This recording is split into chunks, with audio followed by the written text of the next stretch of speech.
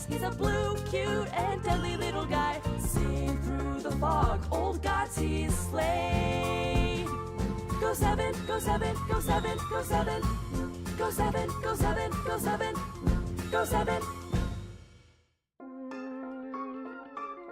Go7, king of the game. I believe in you, that's what he'll say. Nice and kind, leading cobalt ice. He's a blue, cute, and deadly little guy. Sing through the fog, old gods he's slain. Go 7, go 7, go 7, go 7. Go 7, go 7, go 7, go 7. Go7, king of the game. I believe in you, that's what he'll say. Nice and kind, leading cobalt ice. He's a blue, cute, and deadly little guy. Sing through the fog, old gods he's slain. Go 7, go 7, go 7, go 7. Go 7, go 7, go 7, go 7. Hello, hello, hello. Put on our little bow tie. Got a little green bar here. Hello, Sulfur Ren. Hello, Shoop. Happy Friday. Yeah, I got a submission sent on the Advanced Wars by Web website. First time submitter. And they're submitting an FFA on the map Concert of Europe. So this will be quite the start. Is it still not added? I thought I added it, Steeler. Did I not? The secret texts, they're so scary, Steeler. You don't understand. Hey everybody, it's Go7, King of the Penguins here, back with YouTube's #1 Advanced Wars by Web VTube channel, and we are off with a whopper. No time for intros. Let's go get to it, and remember to like, sub, and buy a penguin plushie. Maybe one day. You did send me 3. Isn't the one on the list? But it's like not the one you wanted, but I thought I replaced it. Maybe I didn't. Maybe I didn't. What do you got here? Maybe I didn't. I could have sworn I did. Maybe I just thought I did. I thought about it. I thought about it long and hard.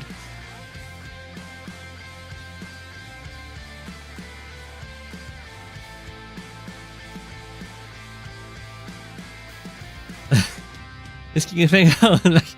It's King of the Penguins time with Go7 of Cobalt Ice. It's today in today's stream we shall see Go view many games and critique your plays while giving you apples. This is true. This is true. It was a good dream you have those two. Okay. So I can't zoom out anymore. This is as zoomed out as we can get. So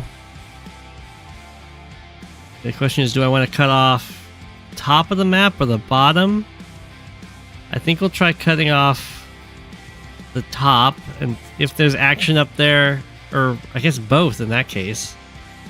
I guess we'll cut off the bottom because there's not going to be much fighting down there. It looks like it's mostly just brown. We might have to move the map as the game progresses up and down. Yeah, so Yellow Comet. I don't know if Yellow Comet's got one of the better spots. Look at how rude this harbor is. I don't know if there's allies. It doesn't look like... This looks like it's an FFA. There's no teams. So... like, poor Yellow. This harbor, you can't even walk to it. If the battleship gets built, it literally covers everything Yellow can build.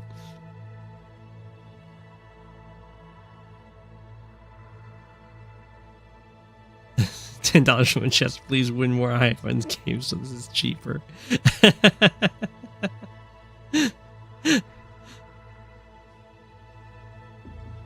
I am playing. I still have 2 high funds games going. It's looking good. Am I really ranked 10? Or is it, no, it's the gap between us. I don't remember. So I think Yellow Comet has one of the greater spots. You think Yellow Comet's got one of the greater spots here? It seems really bad to me. They are, however, caught by. And they're being shadowed by Steel Galaxy by a Colin.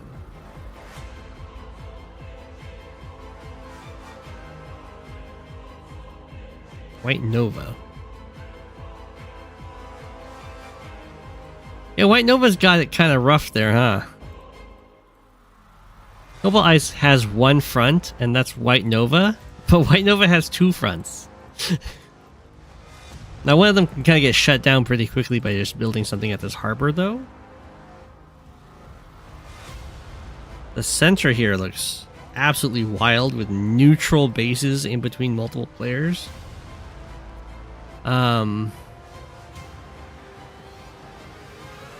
Yeah, and we got this over here. So it looks like fight here, fight here. Really, I mean, I think I think Blue Moon's got the privilege. No one fights a Blue Moon for so long. Orange Star's got to fight like 3 other players potentially. Brown Desert doesn't have much to fight except against Amber Blaze. What's this? Whose is this? This is England's. England has a harbor here and here. Okay. I don't know.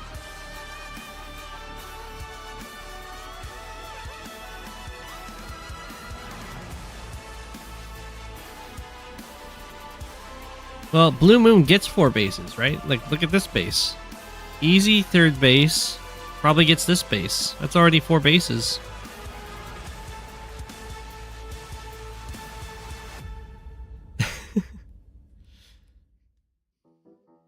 Okay.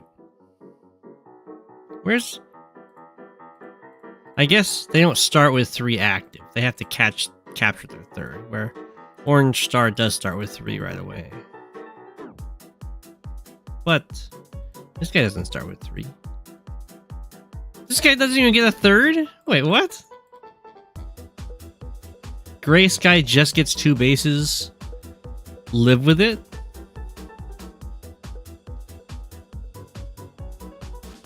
Dude, life's rough. Gray Sky's got it real rough. I guess the plan is take this one from Orange Star. I mean, it's not that hard to do, I guess. Okay. Alright, here we go, here we go. I'm gonna go turn by turn, because action by action is gonna take forever. Okay. Start off with an early black boat. I need to have this swapped to... not static, but turn order, so we know who's going. Okay. Makes sense. Just building infantry here. So only Orange Star's got the black... Oh, wow. Okay. We've already lost a player. Did we lose 2 players? Or just 1? That was quick. Makes Brown Desert really happy. Same with Pink. Pink here. Oh, whoa, whoa, whoa, whoa. Green Earth goes away. White Nova is really happy about this. So is Orange Star. Okay, we're moving out. We've got really quick battleship just to make England super sad. There's a medium tank down here. It's got a really awkward movement options. I guess that's why there's a lander built, because it can't actually go off to the left. It has to go to the right. This is completely mountained off. We have a rocket down here. People are locking each other's bases really early. I'm not quite sure why a black boat got built down here. Brown Desert's just living life down there. Easy peasy. We have the battleship up here for Cobalt Ice. already a turf war happening. Look how close this base is to this HQ. Outrageous. We have a quick Neo tank out of Blue Moon. Gray Sky moving out. Definitely needs... I mean, I would start sending more infantry out for this money and then just take this base away from Orange Star. It's definitely the plan. We have the battleship coming into this fight. We have a sub to deal with. For some reason, England is building cruisers and battleships down here. Okay, expanding Teal Galaxy. Getting some more money. Seems like a good plan to me. Right now, Black Hole is living a pretty peaceful life. Only... Oh, no, never mind. Just built a battleship here that oversees everything. Everything over here. These ports are so aggressive. Orange Star living the high life. England's also getting in on this. Oh, my gosh. Orange Star going into Cobalt Ice's territory up here. These cities look very difficult to actually maintain control of. We have a sub here, so it's probably going to hunt down this black boat. We got a sub out in the Mediterranean.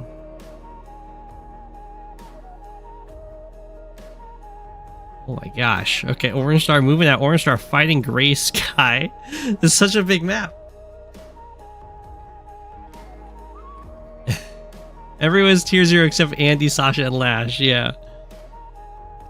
Got the Neotanks moving out. Random weather come by with a rocket overlooking this base. We built a sub here. I guess it can go in either direction. It also locks down this harbor in case... Oh, I guess it's going to come out here because it needs to take out this battleship. Double rockets are also trying to fend that off. Okay, we have double battleship out here for Black Hole. Brown Desert's got nothing to deal with. So it just goes out for expansion right now. Easy peasy. Italy looks like they're going to die soon, although they have been doing some good damage to this battleship. France looking nice. I guess this is Ireland? They're kind of boxed in here. They're in trouble.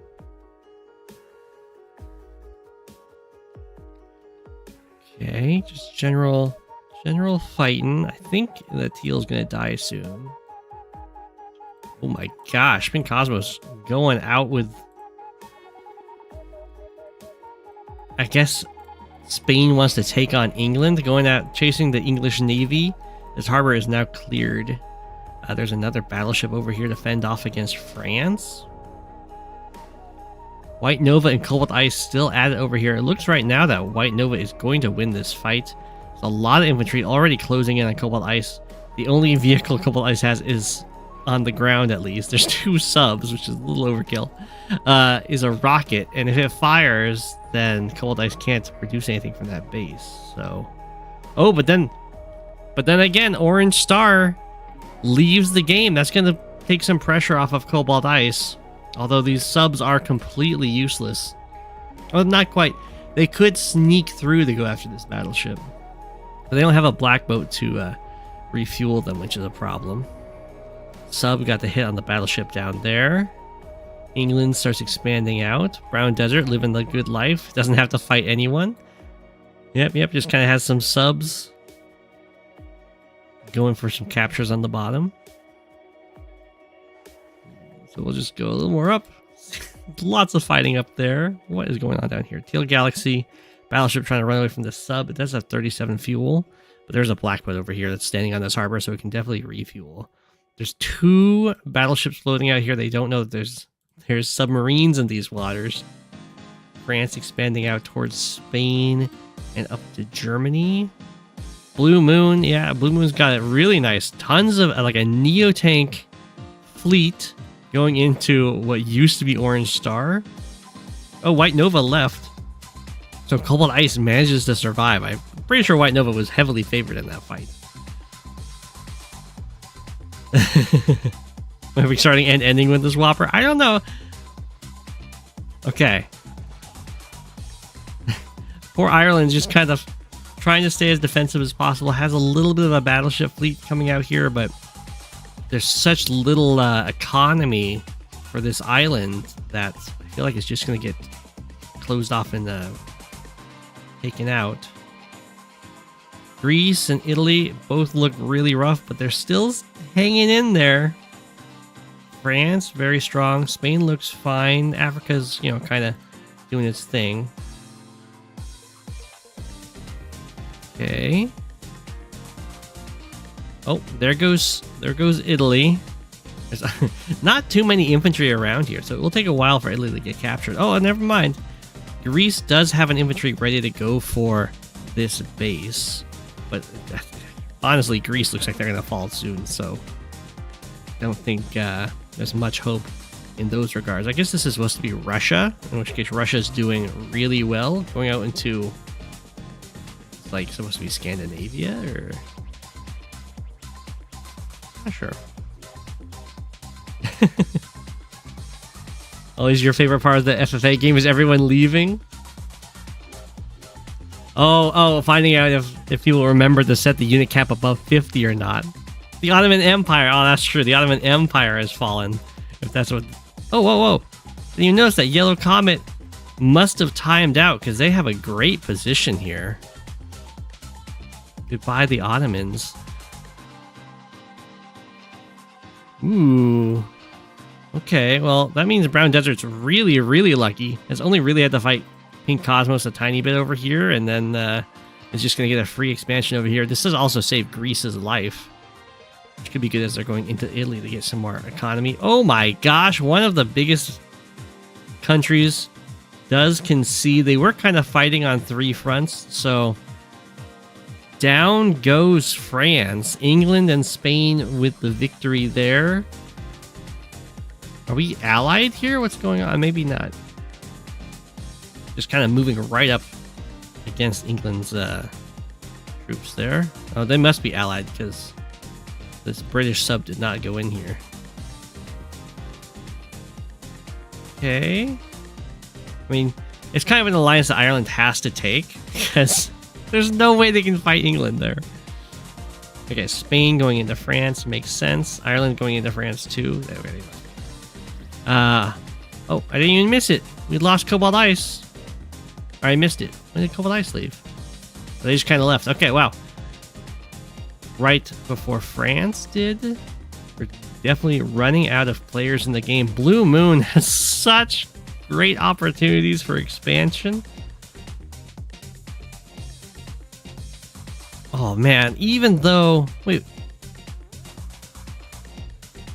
Greece was set up to get this base in Italy, got stopped somehow. I'm not quite sure what happened there. Greece is just going to die very soon. Brown Desert's going to get the foothold on the mainland. Blue Moon now starting to fight with Rocket Central here. Oh. Wow, there's so many indirects. That's because Black Hole is grit. Okay, that makes sense. You got this, Greece. Do your best. Ireland and England working together up here. Black boats cannot refuel. Spain just has a ton of mechs. What is... Oh, Spain. Spain is Sensei. Oh no, but there's no airports on the map. Okay. An interesting choice. It will mean there's going to be a lot of foot soldiers. Oh no. Okay, Greece does concede here. A pretty fair concede. They're kind of a little bit overwhelmed by the Brown Desert attack force, considering Brown Desert hasn't had to fight anyone the entire game. Did they ally with Pink Cosmos? Why is everything so chill over here? Ooh my gosh, the gigantic grit player leaves in the middle of the map another gigantic power vacuum. They must be chilling because they are not fighting. So it might be Pink Cosmos and Brown Desert working together, potentially against England and Ireland. I don't know if these... I don't think Blue Moon and the Grey Sky have an alliance. Brown Desert and Grey Sky definitely don't. Well, this is a very strong alliance to go Pink Cosmos and Brown Desert. They kind of control the southern half of the map almost. Although I say it's a strong alliance, it's also kind of a weird choice, as they both have gigantic navies in this sea. that can do pretty much nothing but fight each other. Oh, Pink Cosmos does actually attack Brown Desert, so we have maybe a backstab. I'm not sure, but how does this battleship survive? Oh, Brown Desert is comp by. So yeah, these are minus 10% attack subs against a super battleship in the harbor. 3 sub strikes were unable to finish it. Is this the 24th turn? This is day 17. Oh, Ireland leaves. So it's just England up here. Oh, the Sensei powers are starting to kick in. Oh no, Blue Moon is starting to lose this front. So many battleships have been built up here. The Gray Sky, the Brown Desert and the Pink Cosmos navies are about to clash as they have pretty much nothing else to do. The Gray Sky Navy kind of, it's also a potential fighting opponent for Brown Desert, but this is just such a big choke point. I don't think it's that reasonable. Although it's starting to move out into the sea, which I think would be a huge mistake for Gray Sky. But, oh no, this isn't a fog game, so these should know that there's a gigantic navy down here. We have an attack from Pink Cosmos on this navy. We have just an overwhelming number of mechs. Pink Cosmos at 127 units, although Blue Moon is at 106 as Colin. Also has 65,000 funds in the bank, which is kind of low. You would, especially if you're making 112,000, you would kind of expect at this point for Colin to have basically infinite money. Okay, England's fighting a good fight here. Are these guys chilling? Brown Desert. Looks like these guys are just, yeah. Okay, I guess these guys took an alliance. So now England and Pink Cosmos. I'm surprised England would go for this alliance because Pink Cosmos looks like they attacked Brown Desert down here. Can't be trusted. Whoa, Blue Moon with a swath of tanks coming with a huge surround here. We have a ton of, like, a lot of Blue Moon's funds is wrapped up in this battleship fleet, which is nice, but it's not going to help that much in this mainland fight. So we'll see how this goes. There's so many mechs incoming. We friends here? Looks like Blue Moon and Gray Sky are friends, because this medium tank did not attack anything. In which case, I have no idea what this Gray Sky army is going to do. If like, it can try to all funnel into Italy, I guess?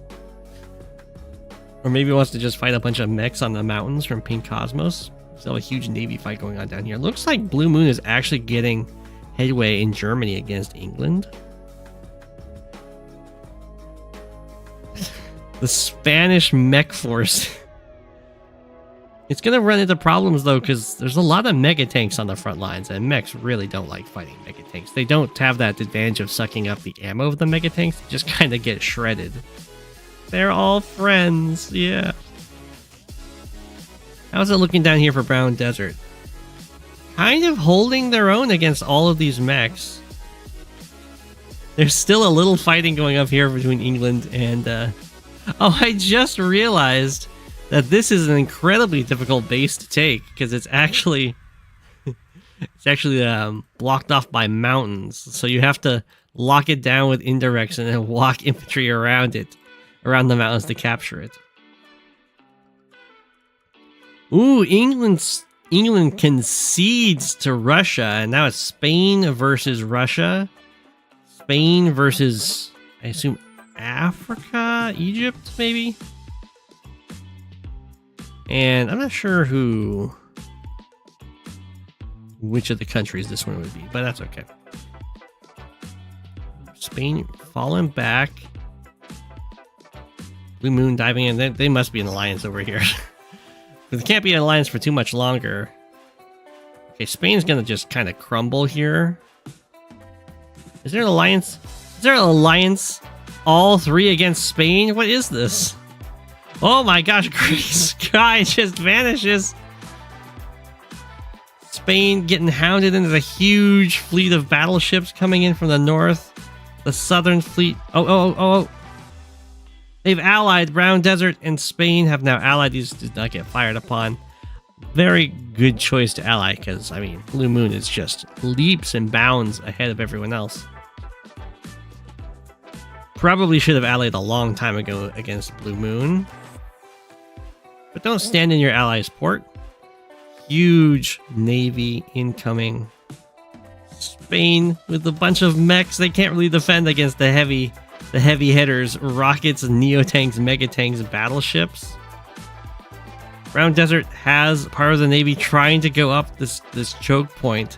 You wouldn't think you'd be choked in the ocean. Unfortunately, there is the edge of the map, and the Pacific cannot, or no, it's not the Pacific, the Atlantic cannot save you.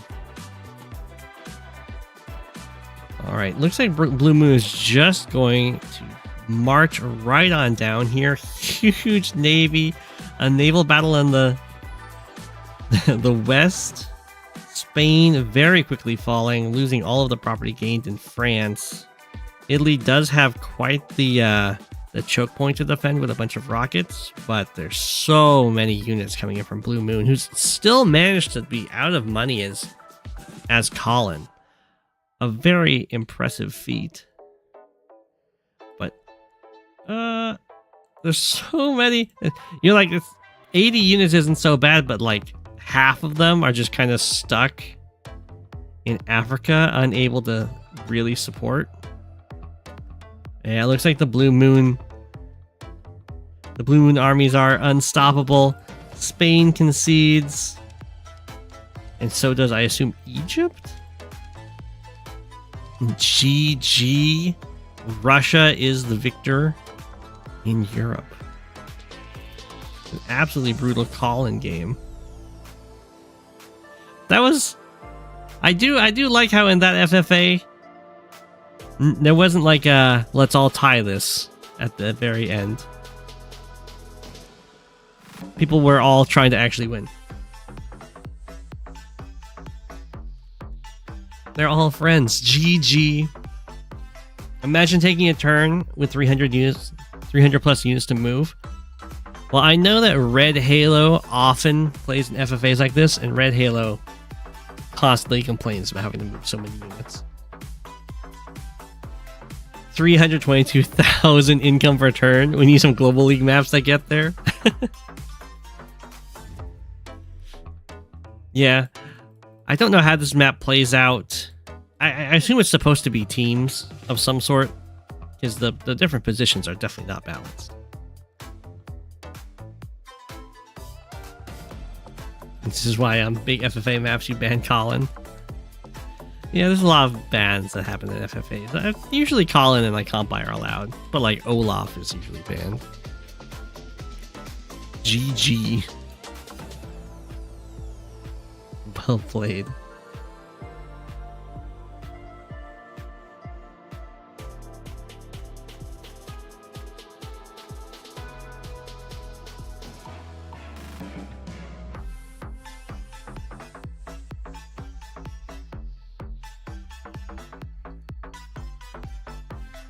Alright. raufwor versus Exarch, Spring in general. This will be a much smaller game. Oh my gosh, look how tiny this is. We now return to your usual programming of bumpy walls.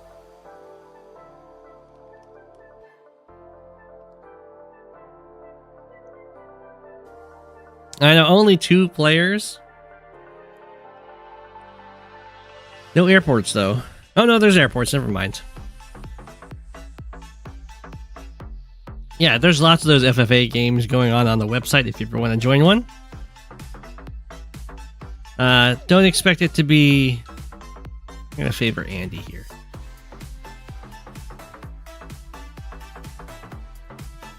Don't expect it to be too competitive, but we'll have a lot of fun with it.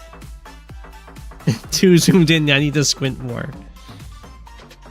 Excited to see the base rushes. Oh, this is Spring in general. Oh, I know this map. Of course, of course. So usually, not always. I know there's some contention. Some people are like, you go for the center really early. But usually what happens is that these one bases fall because if you kill this pipe off, you've got base plus airport. And you kill it. If you kill this pipe and this pipe, you very quickly have base plus airport plus base to kill a single base. It's even just base airport can usually kill a single base. And if the pipe falls, then 1, 2, 3, 4, 5, 6, 7, you can build a bomber and threaten this base immediately. So, if you don't know, this is an Elise map. Yeah, well, usually how the game goes is both players base race, and then one of the players plunders and the game ends for the bases actually trade. That tends to be, well, that's how it goes with just base races in general. If both bases don't trade, then it tends to just one person is going to lose immediately. But so the idea, and Elise has quite a few maps like this, is it starts out mixed base and then it transitions into like top versus bottom. But we'll see how well that transitions.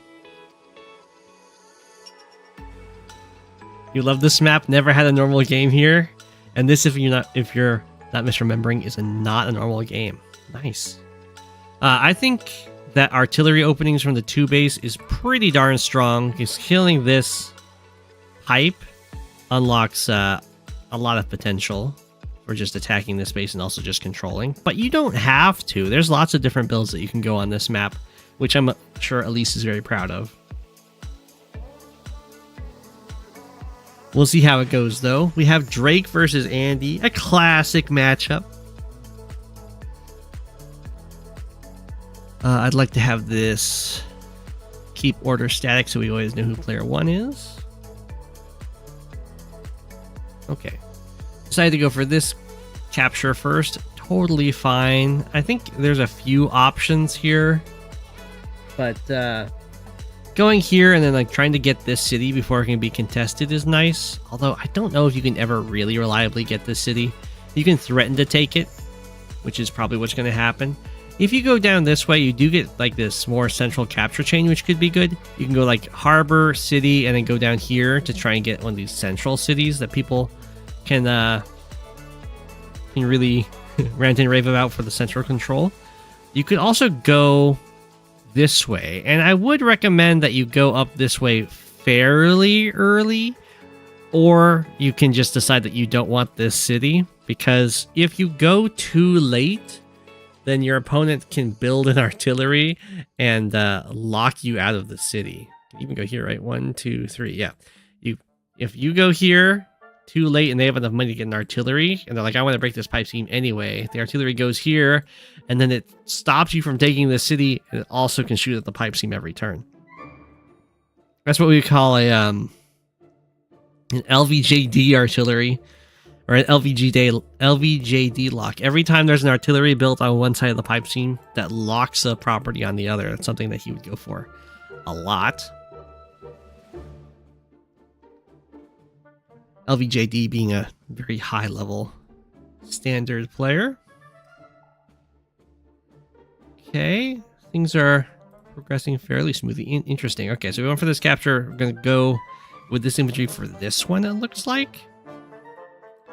That's okay. I guess it can always go up towards the center if it wants, or it can try and go for this. I wouldn't want to push out too close to the double properties, because they're always going to have an easier time supplying foot soldiers in comparison to this one base. So if you end up trading out really early, that can come back to bite you.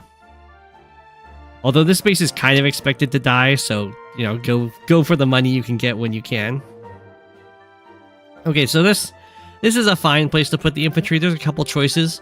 The idea is you want as many options as what you can go to capture as possible to in like reaction to what your opponent does. So here, if raufwor ends up putting an infantry to contest this property. Exarch can just go up to get this capture, or go down for this one if this infantry goes away somewhere else. Although it looks like it's pretty clear they're going to go for this capture. Could also try and go like down here and threaten these 3 cities, but I like threatening up to this one because that's the one that's for sure able to be captured. There's no way for raufwor to contest it from this position, where this one can be contested. So if you like go down here, be like, I want to go for this city, this city, or this city, and then raufwor just goes for this city, and then you go for this city. raufwor can always interrupt their own capture to hit you, and they'll have a pretty quick, like if they go here, you go here, they have this one go here, and then they can step off, hit you, and start another capture here anyway. So gotta be a little bit careful about this. I think I do prefer this spot, but there's different options as to what to go for. Ooh, raufwor, on the other hand, is going to push both foot soldiers straight forward here. This is a little bit spicy because, like in this situation, we have Exarch going backwards with some of the captures and only one forward, and that's nice because this guy doesn't want, you want to like cannibalize each other's captures, your captures from yourself. If there's 2 infantry here and this one gets stopped and this one gets stopped, then you'd have 2 infantry available to go after like 1 capture, which is what's kind of going to go over here. If Exarch is able to deny this capture and I guess the comm tower, but really just this capture, then Exarch's going to have 2 infantry around, and then maybe they'll try and force the captures. Anyway, we do have an early artillery, as one would expect from this base. So we'll see if Exarch wants to build a tank here, or an artillery. If the tank gets built, it does protect the comm tower nicely. 1, 2, 3, 4, 5. Smack, smack, smack. And since there was an artillery built over here, and raufwor is only going to have 8k next turn for 4 bases of production, you can be pretty sure there isn't going to be a tank built here. So you would have some tank dominance for a while. It does mean that like this pipe seam wouldn't be captured or broken down for a hot minute, but that's probably okay. I don't like Exarch's infantry movement though here, because raufwor is going to finish this capture next turn, and like this infantry is kind of looking at this city and nothing else. But since this guy will be finished, it's going to be in place for free to interrupt this capture, and also Exarch is no longer trying to deny either of these cities. We do have the tank, so it does stop the comm tower from being captured, but raufwor is going to be able to get both of these cities and still be in position to deny this one, potentially. It looks like a tank's going to try and cover for it. Okay, the artillery decides to go up and over here. That's fine. The important thing is that it's in position to shoot the pipe seam. It doesn't have a great... Like, it can go down here, but it doesn't have a great job of actually defending this until you have a tank. But there's a good trick whenever you're dealing with these pipe seams next to bases, is you can kind of hide the threat range of a tank you'd have on this base, because they'll click on the tank and it will not show the movement possible to go through here because the pipe seam will exist. But if you can kill the pipe seam on the next turn with like artillery or artillery mech or something like that, then suddenly the tank can reach out this way, and sometimes people will run into trouble because of the surprise breakthrough. You like that the newly hatched penguins face the opposite? Yes, you can tell where all the Freds are. It's true for Yellow Comet. That's just how that worked out on this map, which is nice for sure. So I don't like how this is going to work out for Exarch. We'll see what this tank does. Okay, so the tank is going to go up to trying to defend this capture.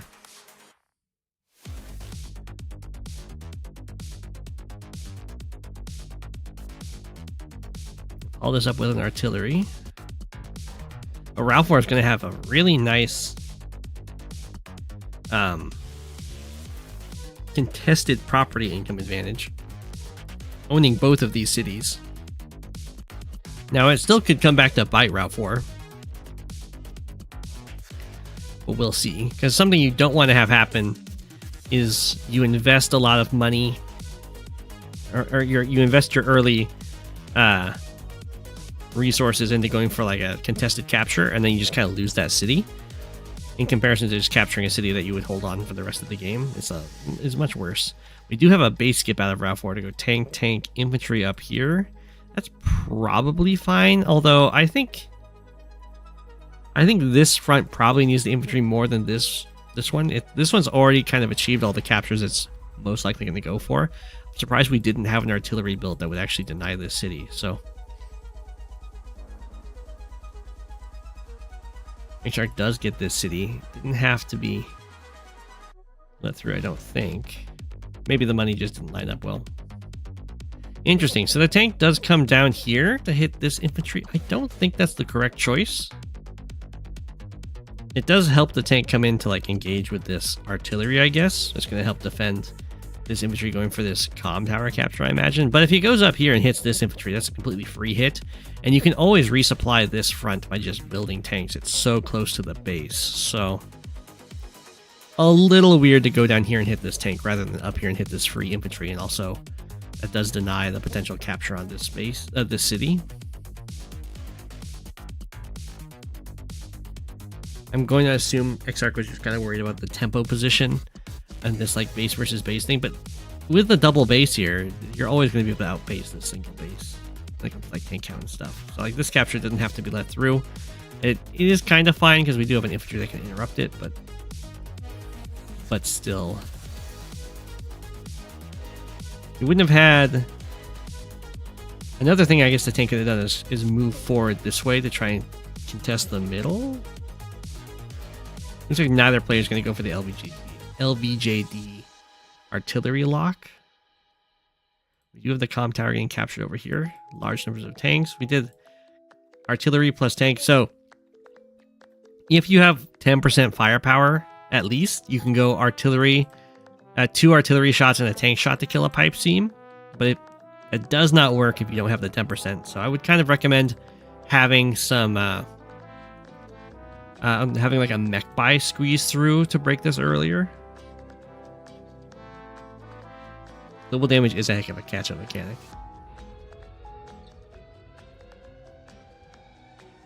Aren't air units a must? Air units are very good here. Drake's only air units are just, I mean, they're minus 20%, but it's okay. He makes up for it a lot by oftentimes utilizing them with powers. And like an 8 health copter is still pretty good. It can still get a lot of kills with like copter tank combos. Okay, in this case we're going to go artillery, tank. We're actually delaying this comm tower capture for a really long time. So this will be broken next turn. Got double infantry moving out here. I would probably have gone for the comm tower over this city because I think the fighting is about to break out. Ooh, medium tank very early. No air units yet for either player. We just have started a lab capture here, but you break through here. Looks like the artillery wasn't used. You just decided to use the tank so the artillery could move forward and start threatening this base very early. This city is going to fall, so kind of fine for Exarch to let it through.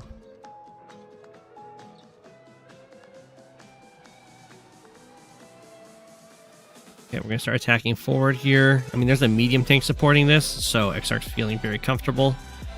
This is in base range, though, so immediate reinforcement possibilities for raufwor. We'll probably see, like, tank attack, or something, or, like, tank attack, build a neo-tank, like that kind of thing.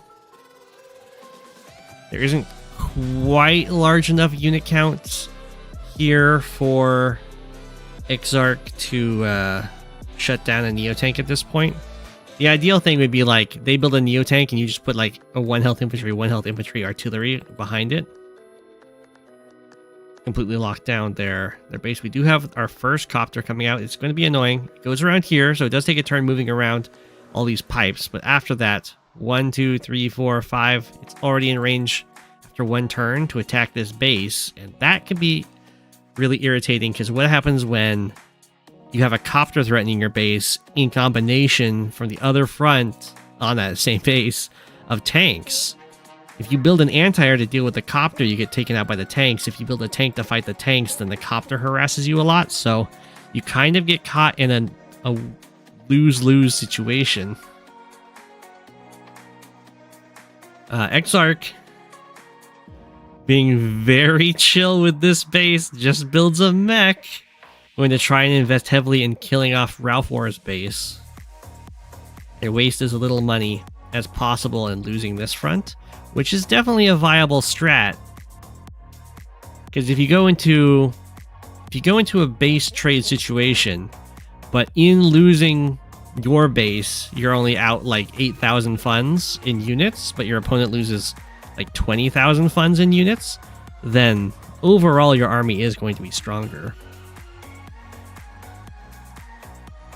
Feeling quite fantastic. You missed the giant FFA. That's you always go back and watch it.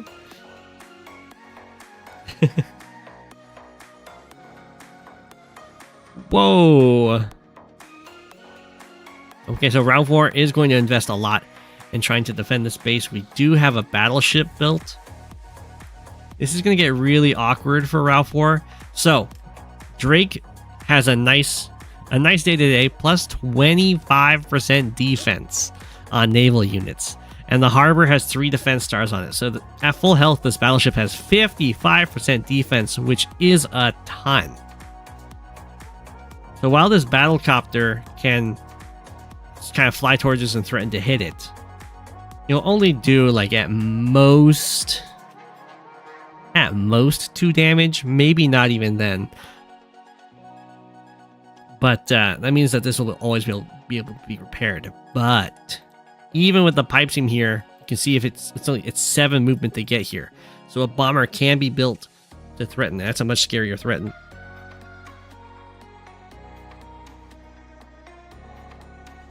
Like bomber plus battlecopter is real nasty. We do have a nice infantry attack from raufwor coming down through the center. Not going to utilize these units in attacking this one base, as we typically see. Ooh, just a battlecopter. I think that might be too slow. raufwor could probably defend here now, because the battleship does dissuade a lot of these ground troops from attacking this base, and now the base can start pumping out anti-air, which I think if the bomber's threatening here, it's just not going to be quite fast enough to build these anti-air, because you can still block with the ground units as the bomber starts sweeping in. Okay, battleship doesn't have a good target right now, so it's probably just going to leave the harbor.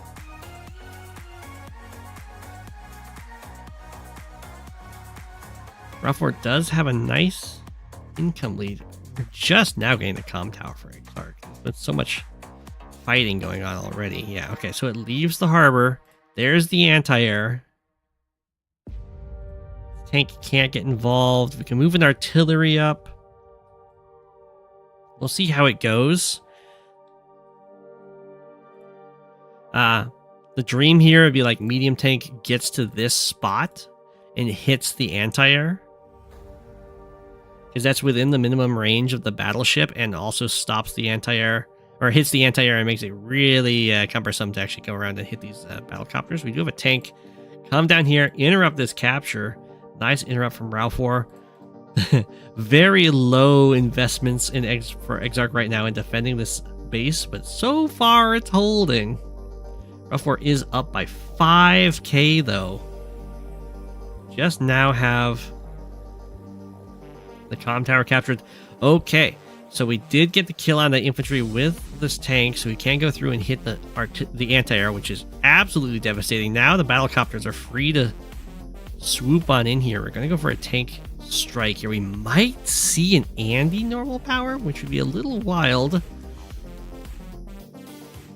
The battleship's still just knocked down to 8, so maybe it would only take 1 damage on the harbor.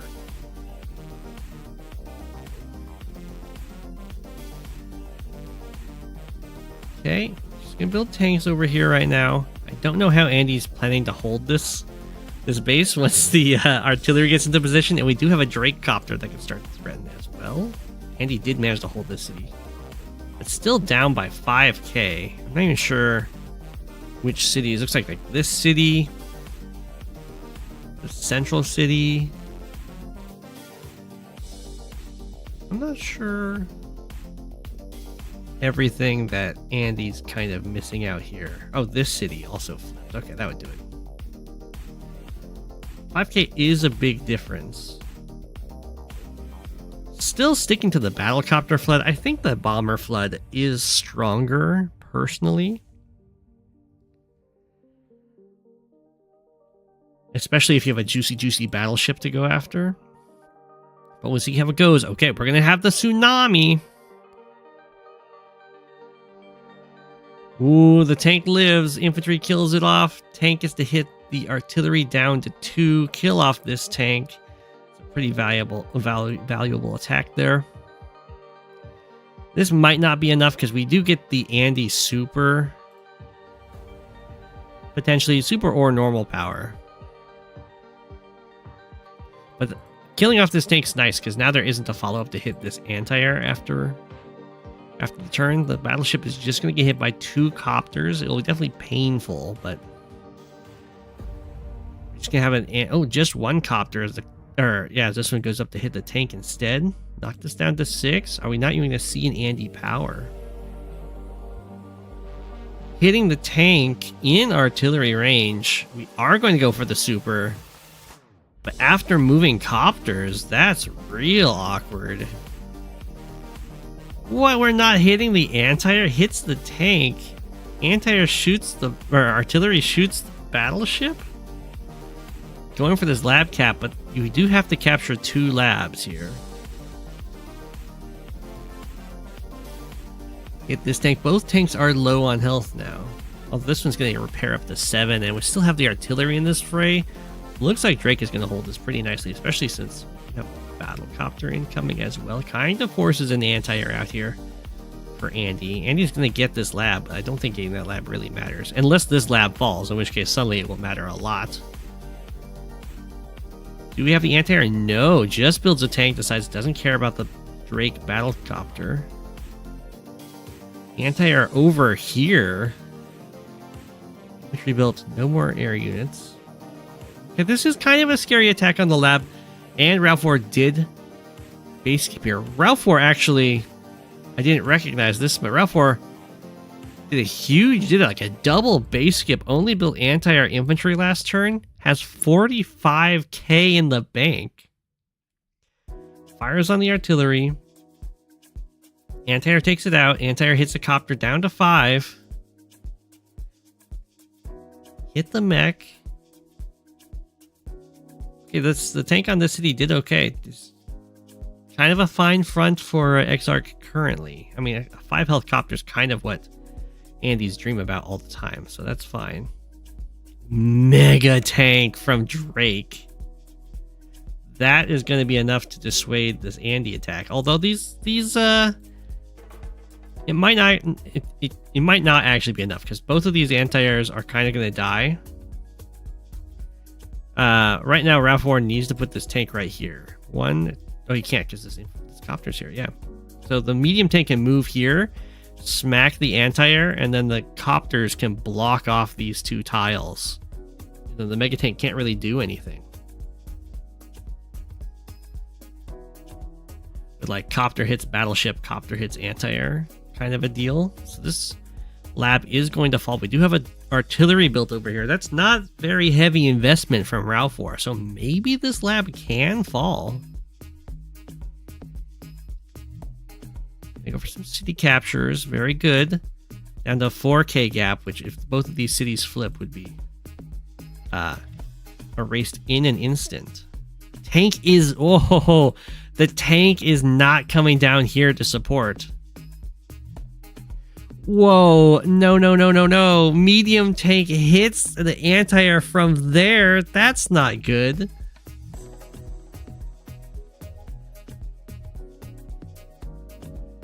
Isn't that right? 1, 2, 3, 4, 5, 6. I guess this copter can't reach this tile, but you can still use these 2 copters. Yeah, no, I think you really gotta go medium tank hit there. Go 5 health copter here, full health here, something like that. Just gonna let the mega hit the medium tank. It's absolutely wild to me. Especially because you don't really want to get hit by a Drake power right now. Unless Exarch's thinking, this will give me enough charge to push through and capture this lab.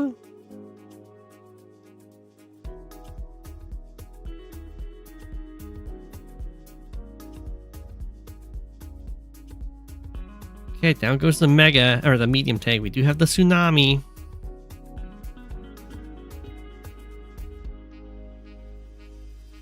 Ooh, this lab is not looking like it's gonna be pretty difficult to hold. This city can be captured if Andy uses a power next, or a super next turn.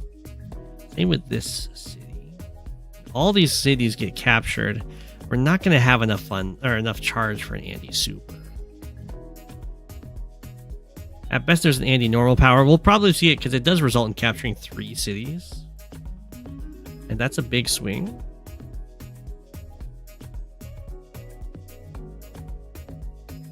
Whoa. Okay, Andy's like, I really want the super. I'm going to invest all of my copters. Go for some side swings where it's possible. Oh my gosh. What about this guy? How much charge do you need? Needs... What is that? 850? I guess that means this isn't enough. But sure, they got like infantry hits infantry over here stuff. I hate giving up that capture for the super. But if Exarch's thinking it doesn't really matter anything on this map except what goes on with this lab and just gonna go all in. And here we go. Has to take out this artillery. Knocks it down to 4. I mean, that's still alive. Okay. He's gonna have to, yeah, take out all of these infantry as well. Gonna repair to 9.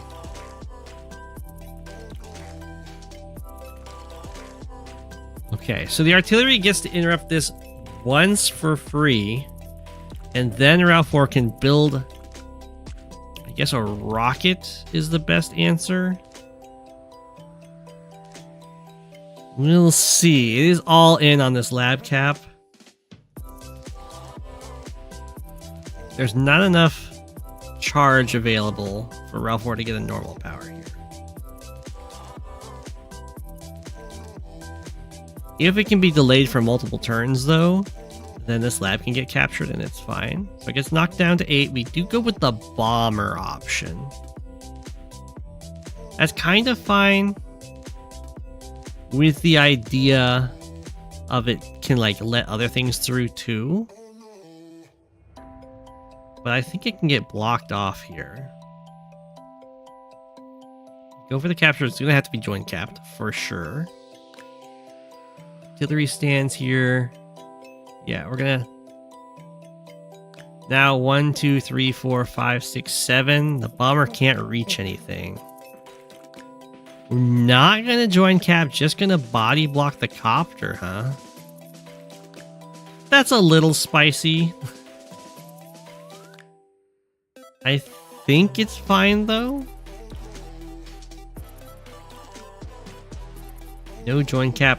Doesn't look like Drake can stop this. We have the normal power. Oh, no, we did the breakthrough. Oh my gosh. Drake is able to stop this. A join cap would have ended the game, I think, with like tank here. 1, 2, 3, 4, 5, 6. Yeah, the copter can't reach. Oh my gosh, Exarch with the misplay on the block. Great find by raufwor there. So it's not over yet though, because this lab is not, the capture hasn't started here. Andy does have an anti-air here and can use the normal power now to get a full health infantry going for the capture on the lab.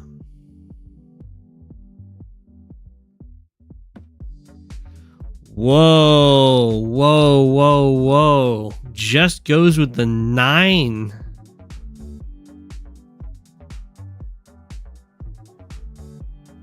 It's a little gutsy. I guess it's okay because there isn't a full health infantry in range of this lab. Oh, but it doesn't matter because this is, did the artillery not fire? Was it not in range? Where was the artillery? Oh, the artillery wasn't in range. Oh no, Andy can't stop this capture. It all doesn't matter. Drake gets this lab, and then Andy's just gonna lose. There's no way that Andy can get this lab right. Bomber moves out. Just lets Andy does get this base, which is not nothing. But Andy's down by so much. Gave up so many free captures. There's a mega tank standing by Andy's bases.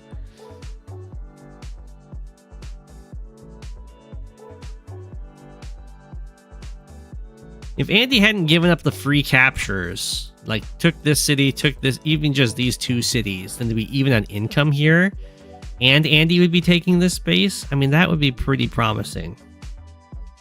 Should probably build a recon down here, not an infantry. Just because this mega has 1 ammo. So if you build a recon, it has to waste its 1 ammo on that.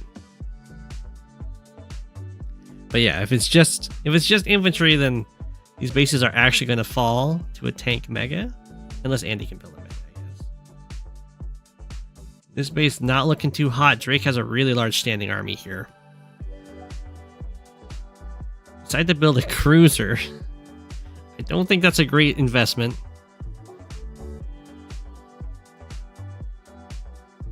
Okay. Battleship moves down here. Looks like Andy's in a lot of danger of losing this base too. We have the APC infantry boost, not quite in range. Now both bases are being occupied. Andy is going to have enough money next turn to build a mega on this base, which will be enough to just dissuade this entire Drake force. But I don't know if Andy can really afford to spare the mega. I mean, you kind of have to. You can't just let both these bases fall. The comm tower at the very least is going to fall here, and then Drake will have a 2 comm tower advantage. Just join these 2 tanks together to get the mega.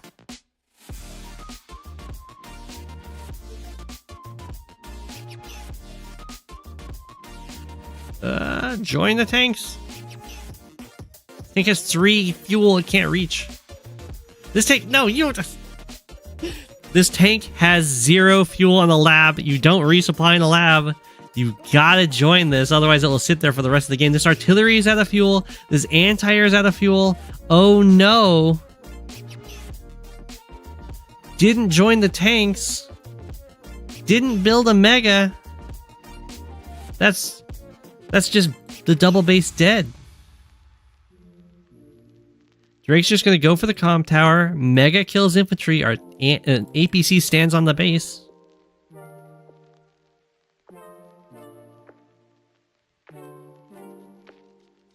I guess the mega didn't get the kill this time. Oh, because there was a plus 10% defense from Andy. Tsunami. Drake's got this in the bag, I'm pretty sure. Oh, Andy is... Oh, Andy can't deny. Andy tried to... I didn't realize that Andy got this lab. So Andy tries to deny this capture for a turn, but it stays at 2. Andy was going for another lab cap win. I wasn't even paying attention to it. I was too distracted by the bases dying. I think this was even a high roll to get this down to 2. Was there a better choice for Andy there? How healthy is this copter? Is it just a 2 health copter? It's a 3 health copter. Oh, but the infantry can't reach. Okay, so there's no point in trying to go for a breakthrough there. Yep.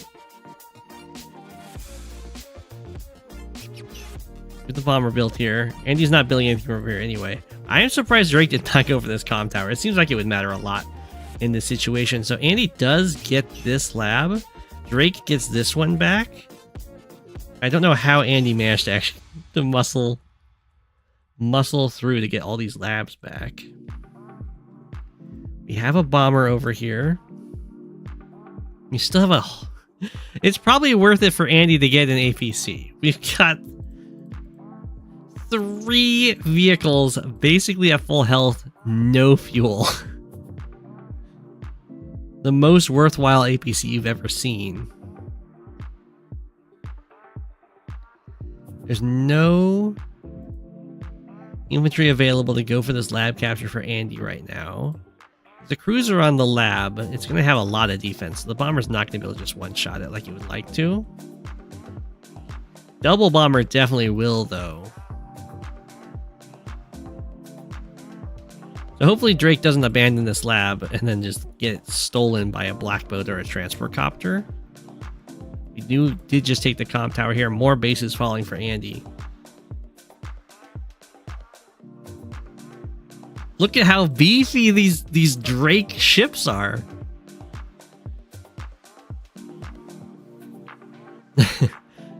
This black boat is indeed refusing to give fuel to the artillery.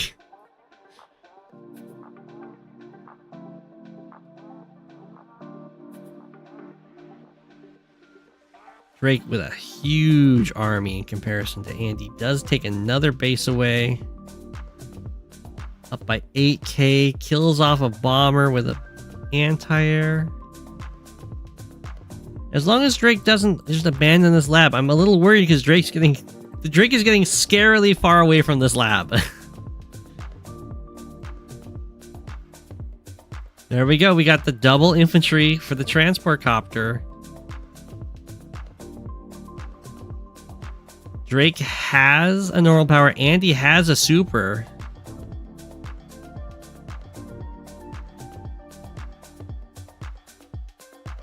Okay, we do have a battleship looking at the lab, which is comforting. Okay, Andy does resign. More units did start coming down here. Okay. GG. Andy with a slight misplay up here, but really well done by Drake to see the route through.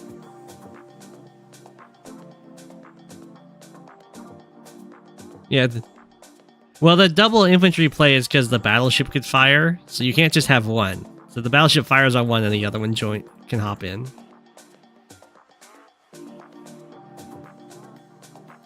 Only down 14k income. A battleship...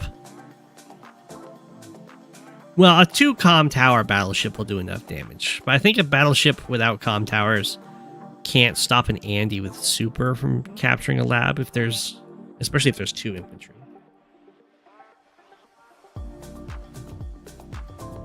raufwor was getting pretty close to the capital, I think.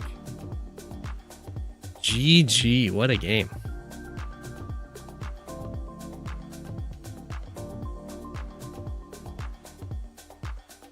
I think the fuel part was just a bonus.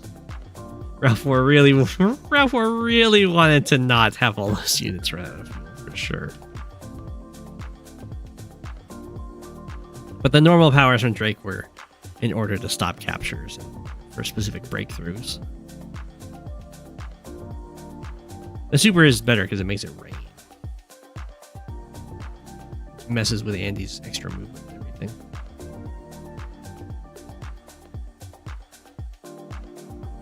I am smart and have my water right here.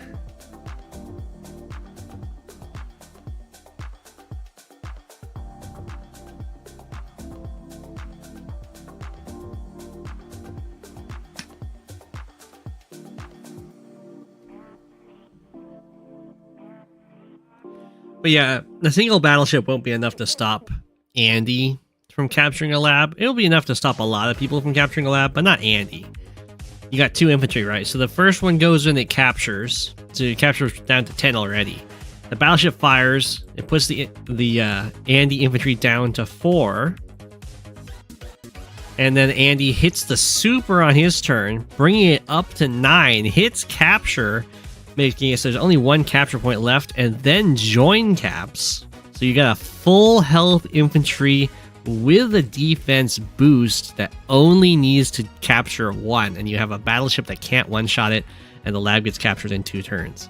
For most people, what happens is you start the capture, battleship hits you down to 4, you go for the capture again, putting it down to 6, you join cap it, so you're back at full health, need 6 to charge, and the battleship fires you down to 4, you cap, go down to 2, and the battleship fires and kills you.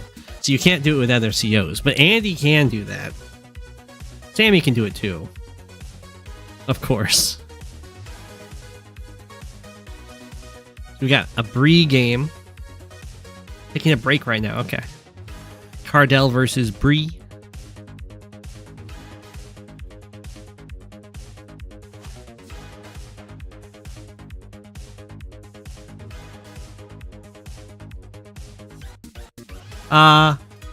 Hawke can do it, just barely, but if there's any help or extra firepower, he won't do it. What about Lash? Well, Lash can definitely do it if you go in with the super on the first one. I think. Well, with a join cap she can.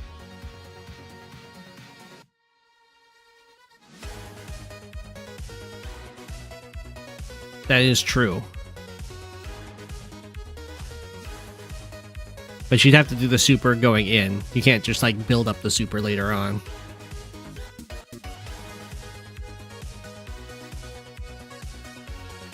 I'm pretty sure. Anyway, we got another Andy versus Drake game here. Facing left, facing right. All right, off we go. Drake versus Andy on Stalingrad. What can get more classic than that? Let's see what the capture rate routes are here. It looks like they're going a very similar route. Totally fine. There is a very classic city skip maneuver that we'll probably see here. No, we don't see it here for Bree. It's fine. Do we see it from Cardell? No, we don't see it from Cardell or Bree. Okay. So, the classic city skip is that you go here and then you walk past this city initially. So you go here and then go for this city and have the backup infantry go for this city. And what that does is it speeds up your front infantry placement. So you get this city like a turn faster? 2 turns faster? 2 turns faster. No, just a turn? I think. Yeah, just a turn faster. And that lets you get to this. It matters because it lets you get to this corner city. And it means that. Okay. So you do the city skip to go for the city to get a turn faster, which lets you get to this corner city faster. You finish this capture as the opponent's infantry comes in. So they get trapped on you when you finish it, which is way better than having them show up, potentially interrupt you.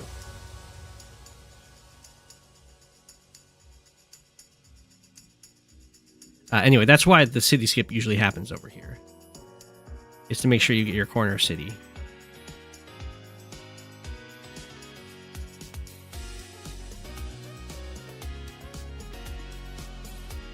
If you want faster front caps, just build bikes.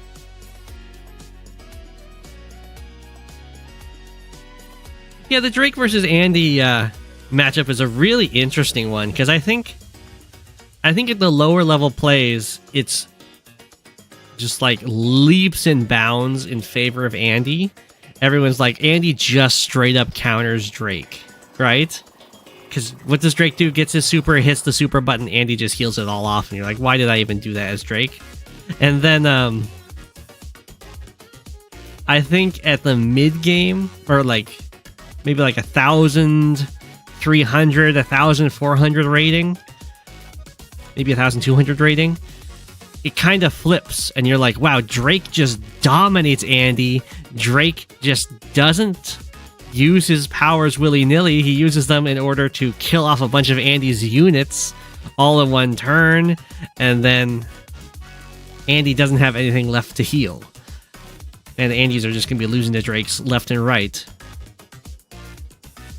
And then at the even higher levels, it becomes much more even because Andy starts being very aggressive with the powers. It's going to be like Andy goes in, smacks ya, uses the normal power in a really odd spot, but heals up from it so that your strike back won't kill off a bunch of Andy units. You'll do some like global damage to them, but then in like 2 turns, Andy can fully heal that off, and it's like going back and forth. And both the super and the normal power for both players, for both COs, ends up getting a lot of use in the matchup, rather than how Drake tends to be, which is just super and only super. Andy can kind of be like that too, actually. So it's just very interesting how they end up lining up together.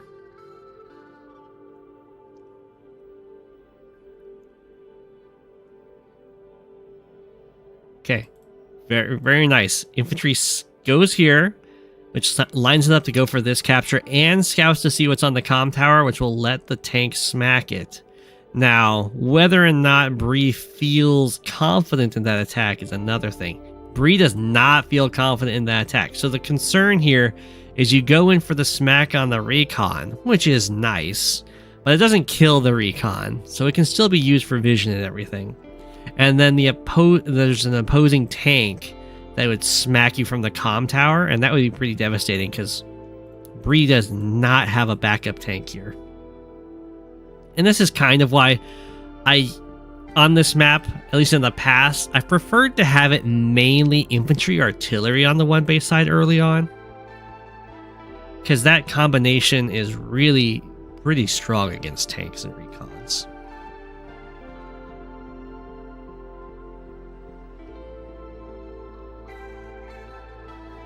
So Andy has this comm tower. Andy's really interested in this matchup. Andy's really interested in Drake not having comm towers. Andy having comm towers is fine, but Andy's more interested in the opponent not having comm towers so Andy's units can live to be repaired with powers. So you can sometimes see Andy's going really hard in the tower denial. In this case, it looks like Cardell's going to be pretty chill with it. Sends the recon down here, which I don't like unless you're going to have a huge front shift. Okay, so we're going to bring 2 tanks and an anti-air down. Just 1 tank's going to stay up here. That might be fine. The main concern about this is, for one, you hit an infantry on a city. Kind of not great. But the other problem is a lot of the vision for Cardell down here for a potential fight is this recon, right? Right now, it looks great. It's like, I've got these vehicles. They're covering my recon. I can see everything I'd want to attack. But if they attack and kill your recon, and then they kill your infantry, what are your tanks going to do? Are you going to interrupt your capture to send an infantry down with a tiny bit of vision just to try and let your vehicles attack into who knows what? So I would not recommend going in here especially if it's a lone recon. If there was a backup recon in range, it's a little bit better. But like, a tank hits you from the city, a tank hits you from even the road or the plains, and then 2 infantry come in, or a recon infantry come in, kill this infantry off, you're completely in the dark and you just kind of lose 2 units. Ooh, he was tank infantry too. And the tank's on the city. What do you even do about that? The recon just kind of goes away. Rest in peace. This recon's nicely defended by an artillery. You can't tell if that's the case though, because you don't have a recon over here anymore. This could look like a really tempting target. Ooh, just continue with the capture, and in goes the tank. hits the recon, what does the tank spot? It spots the artillery that was guarding it. Such is the power of vision. And now, at the bottom, Bree is going to feel insanely comfortable with these fights. A recon gets taken out for essentially free. Recon trades with the tank. Now, Bree's going to be out of vision right now. But you're going to feel comfortable attacking anyway, just because of the really good vehicle trades.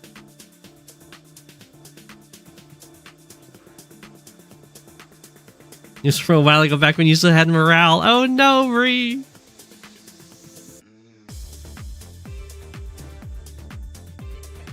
Bam. Down goes the tank. And this tank is still covered by this artillery.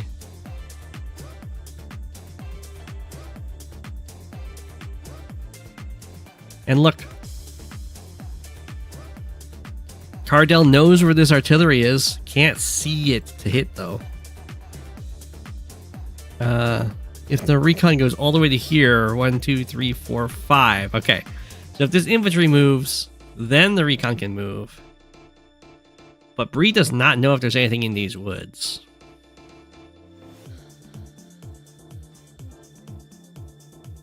A little bit daring by Bree to attack over here, but did see quite a few vehicles for Cardell down here, so probably expects that there can't be too many up here. Ah, the recon didn't go the full distance, so that can't spot the artillery. Makes it really awkward to go in for it. Anti-air does clear the way. The infantry spots it. Does the tank go for it? Tank? And then here's the question, like, do you go for this hit from the city? That's nice, or do you risk the forest? No, she just hits the tank from the city. Interesting. So a 3 health artillery is still pretty decent for fights like this. Now, if Bree was Andy, this would be pretty nasty heals that could go on here. But Bree is Drake, so it's a lot easier for Andy to get away with just kind of injuring this rather than finishing them off. You have beheld the Battle of Europe. Russia OP, please nerf. Everyone knows that. Oh, the infantry lives to 1. Yeah, we do have 2 tanks to go in here. And an anti-air, so that's pretty decent. No recon up here, so we kind of have a similar problem to what Cardell was facing. Although this tank is kind of in the perfect spot. It sees the 2 vehicles that Bree would like to attack. We'll see how Bree goes about this. Anti-air are decent, I would say, at killing recons. So there's definitely a potential of going anti-air, infantry kills recon, and then... that doesn't quite work. Because then you'd have an infantry standing here and you want to go tank kills tank. 1, 2, 3, 4, 5, 6. Well, I guess this tank can just kind of go around and hit here, but you'll kind of be forced to hit from the planes first to get vision. We'll see how it goes. Ooh, the artillery backs off. So you don't necessarily have to back off with this artillery here. You could just stick around and fire.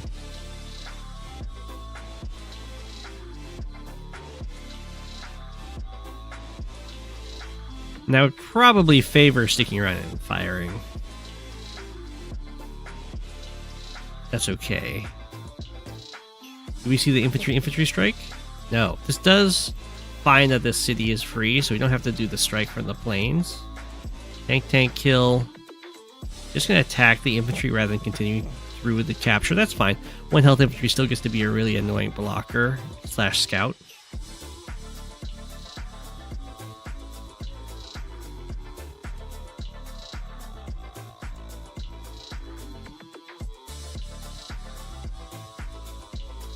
Okay, copter kills off this tank.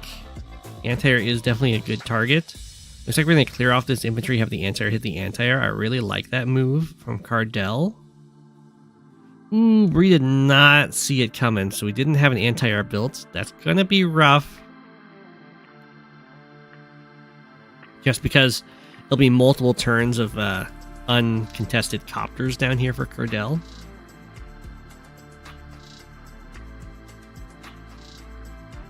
But great fight at the top for Bree. We get to kill off the tank. potentially kill off the copters, or the anti-air. Probably not worth it though, because it just kind of goes into this copter army. There is a recon. There's 2 recons here for Cardell, which is really good. We're gonna see double anti-air, just a single anti-air. I would probably go anti-air tank. It's very dangerous to have a single anti-air. Wow, no fear from Cardell. That is a very gutsy attack. Like, if most opponents, when they send an anti-air towards the front, or like do an attack on the front, they'll usually build a backup anti-air. If that was the case, the anti-air would be here most likely, which is in range of this copter. So that's a very bold move, we'll say, by Cardell to send the copter down there. I think if the copter's up here, it would be fine. 1, 2, 3, 4, 5, 6. Yeah, the copters have struck from up here. Absolutely wild that it attacked there. But it's gonna be fine.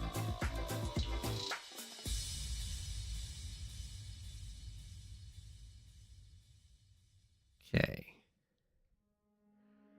So it's been a lot of fierce fighting, but if this city gets captured, they will have an even income. Okay, now we have the anti-air built there. Double anti-air on the front, as one would expect. Cardell. If Cardell goes in with these copters, there must have been some sort of soul reading going on. No, okay, they back off. This capture does not go through, so Cardell does have a slight income lead here. Going in. Ooh, going in with some nice smacks. The medium tank kills something. I just killed infantry. Probably fine. You have anti-air over here. Very nice. They're in the very defensive positions. That's where you'd prefer to have them. It can be really tempting to send them forward and get those kills, but yeah, you got to be careful. You don't want to get those unit composition wins against yourself, where it's just like, oh, my anti-air died and suddenly they have 2 copters and I can't do anything about it.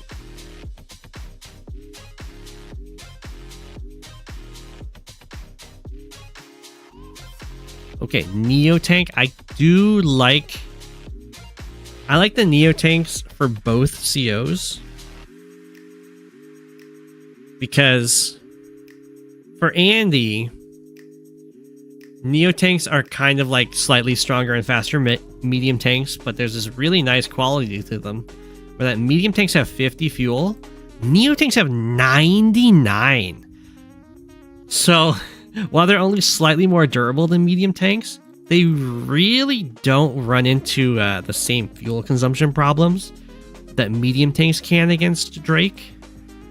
And then Drake likes Neo Tanks because they one-shot units. So both players are going to really like Neo Tanks in the matchup. Ooh, Cardell went for the super, by the way. This is going to be a very offensive super. There isn't that much stuff to heal up.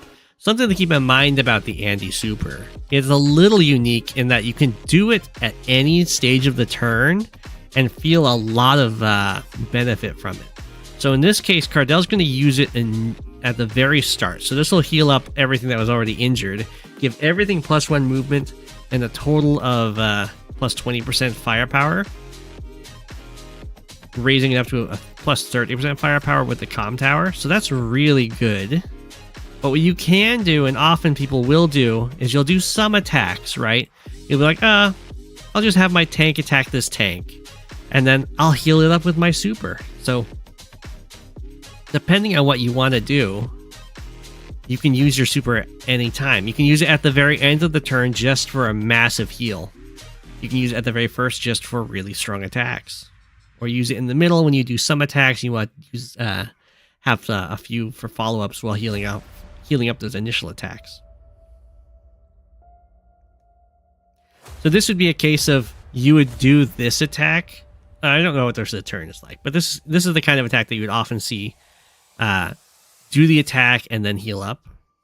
But if it works out that you have to have that firepower to go tank anti-air to get the kill, then that's fine. Very daring, though, to send this anti-air in like this.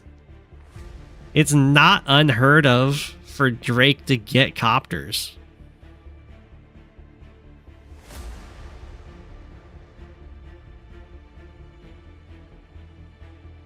huge mistake though from Cardell to get a stealth. Oh my gosh.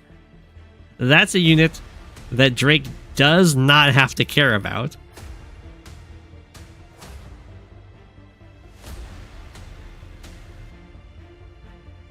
Oftentimes a normal power will be enough to just kind of kill a stealth.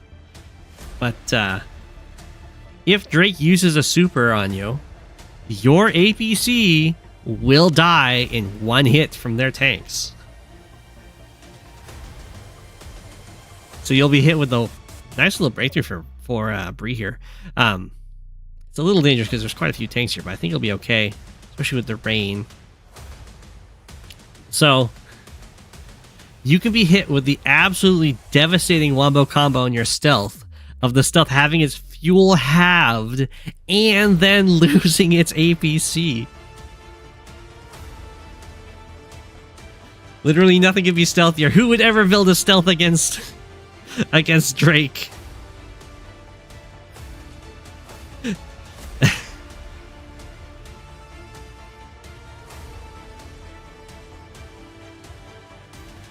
The problem is the stealth can die before Drake even knows it existed sometimes.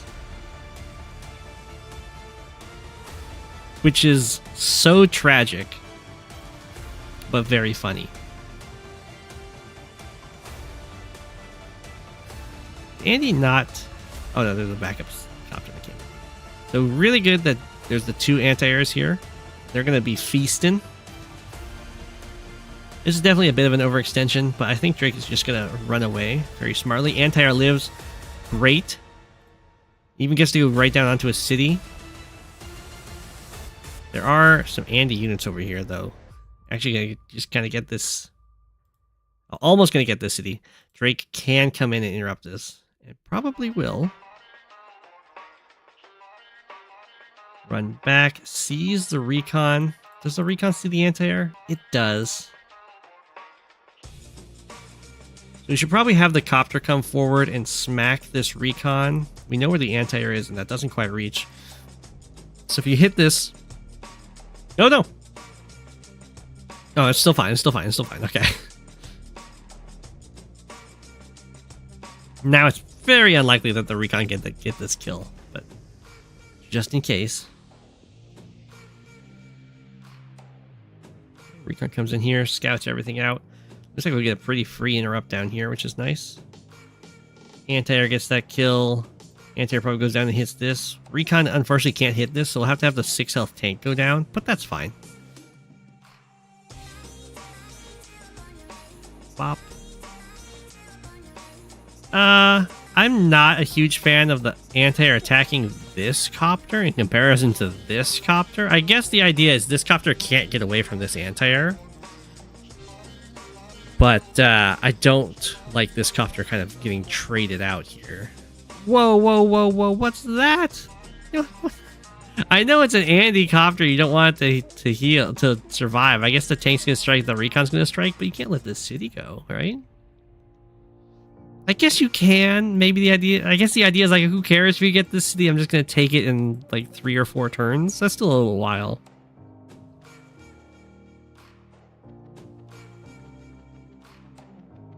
Okay, so if Andy gets the super here, it's a little bit of a different story. Oh, this tank didn't actually interrupt the city cap either. I guess that's because Andy can get the super, potentially. If Andy gets the super, then this anti-air can hit this copter, and it's kind of sad days. I don't think Andy can quite get there, though, without sacrificing this copter. Stealth is at 40 fuel. The APC's following. Another thing to keep in mind is when it's raining, the APC is going to be slowed on the plains and the woods.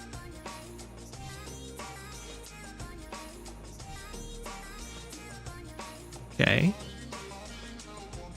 Okay, the copter is going to get away. Anti-air runs away. Alright, no, this 4 tank got surrounded.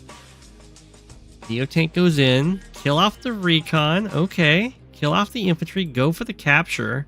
Keep this recon alive for sure. I don't know about moving it onto the comm tower. I thought it was a lot safer in the woods, but That's okay. I guess we're probably going to send this infantry back for this capture. Or going for the comm tower is very dicey, but also an option. Down goes this copter. No, doesn't go for the comm tower. Keeping it nice and safe. Going to go for these captures instead. They're even in income right now. Stealth is down to 32 fuel. Make sure to refuel it before moving. Otherwise, the stealth can get out of range of the ABC. Unless the stealth is going to move this way.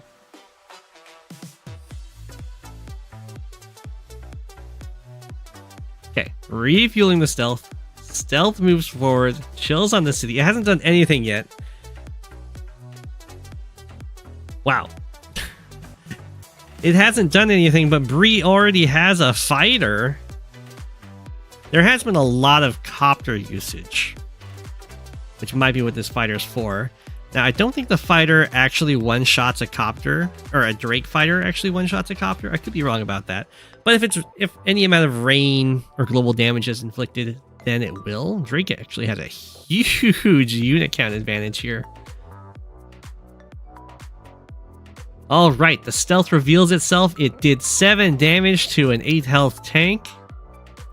And oh no, it's in range of a fighter. It won't die from the fighter.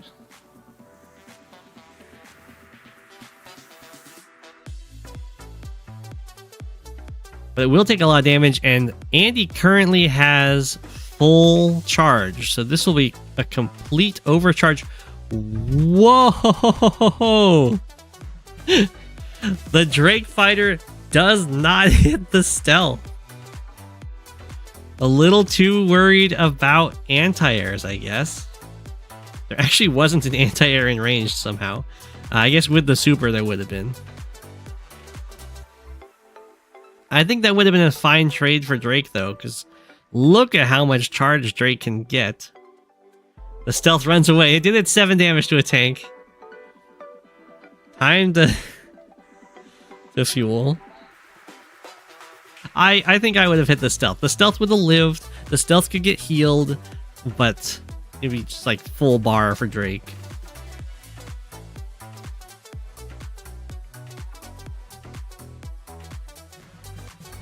Start capturing the comm tower.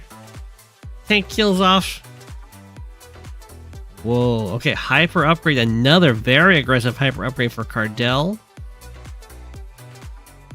Might have wanted to do some scouting before that happened. It does let this anti-air hit this copter, but it's probably just going to be a... Goes for the stealth hit on the fighter. I have a feeling Cardell is going to regret that. Look at that. It was a positive trade, though. But once it starts raining, I guess maybe it's not that bad for Cardell. It'd be a lot better if there was more than one copter. Go for the Neotank first strike. What? Medium tank and Neotank go backwards from the front lines to kill this pipe seam off? That's a super weird super to me. Well, here comes the Typhoon. It's going to do an outrageous amount of damage to Andy here. What was that, like 40,000 before units start dying? Alright. Kill the APC. Still set 27 fuel. The fighter might not even go after the stealth. They can smack it down pretty far. Looks like it does, down to 2. Neotank lives at 1. So I think I'd be pretty interested here as Bree to use this infantry to try and kill off this Neotank, but looks like we'll just use a tank. It does guarantee the kill. I mean, you don't really want to let an Andy Neotank live. This poor stealth is super doomed. Cardell resigns. GG. I think probably without the stealth buy, it would have been a bit more of a fight. But look, you invest 29k, 24 in the stealth, 5k in the APC. to basically do nothing for 6 turns and then lose it, it's rough. Gotta be real careful. But that's why you definitely... I mean, Andy Stealth's living against the fighter and then healing up, I can see the appeal. But yeah. Worst matchup for Stealths, for sure. I mean, Bree, you had great attacks, too. And great vision control.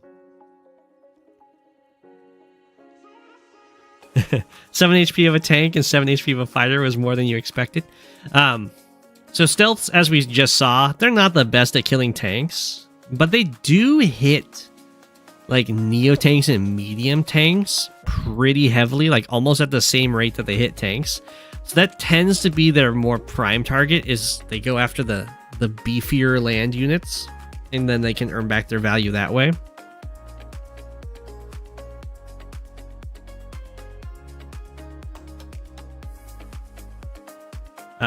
Which makes them like better on the higher funds maps for sure. Stealths do hit bombers quite well too, that's true. They can be used for anti-air purposes. But they're kind of a worse fighter in those cases. Okay, I think we'll get one more game in here. ManaNek versus Chief Noob on Boomerang Step. Sip of water. Another fog game. Another Andy versus Drake.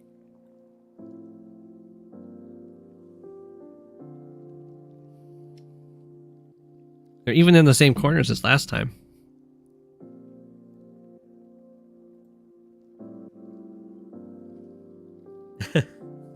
Speaking of Andy and Drake,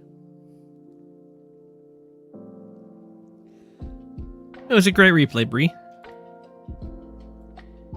I definitely encourage taking breaks. The game can be surprisingly stressful for such a chill-looking game.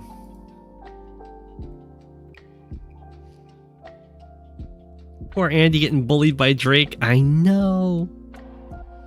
It's the worst thing, too. If you're the Andy player, you lose to Drake, and you're in the Discord, and you see all these people saying that Drake just gets hard countered by Andy. All that stuff. Now, in high funds, I feel like Drake has just almost nothing they can do to Andy. Because Andy can do those aggressive supers into you, overcharge you, and then they get their super so fast, they heal off your damage, like, or get their normal power so fast that you don't have those turns of the sticking global damage and stuff. Oh, you can definitely get emotionally invested in the matches. More stressful than you thought, especially live. Oh, yeah, it can be rough out there, don't worry.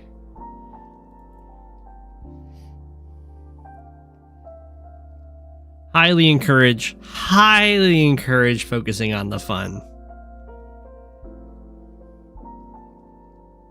And just kind of trying out wonky builds. Be like, you know, if I lost, I was experimenting. It's all good. I did what I could.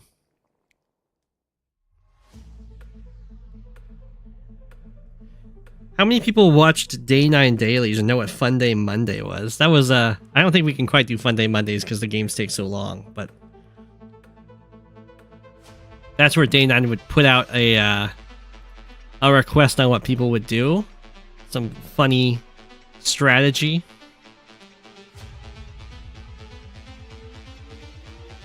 I guess I've sort of done that before with like bounties on getting a specific strategy to work on specific maps. That's for StarCraft 2. But much shorter games. This airport, I don't understand how you get it.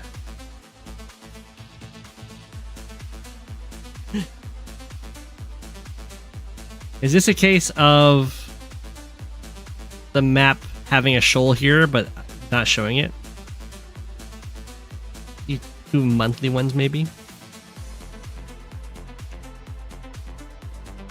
Okay, this is a case of there's a shoal here, but it's like a different version map that we're seeing when the game was played. Okay, so there's gonna be some errors. The penguins cannot walk on the ocean.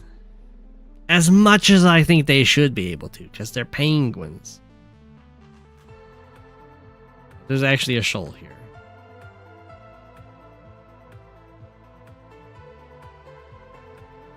Okay, so we got the recons walking out onto the map for both players, starting double recon, followed up by a tank by ManaNek. I assume we're gonna have a tank from Chief Noob. It seems like a really awkward pipe seam. I don't quite know why you would ever break this.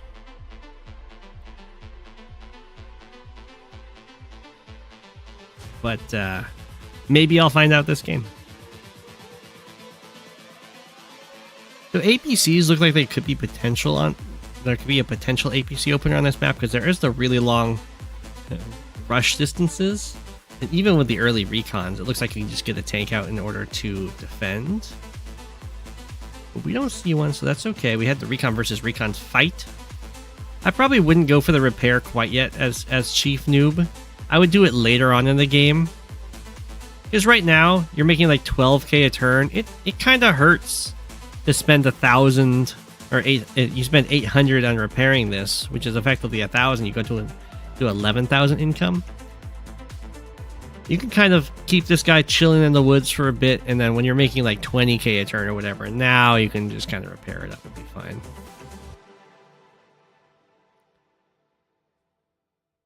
Getting overcharged is a huge problem for global damage, but it's mainly a huge problem for anyone who's a very super focused CO. So it's a big problem for Andy too.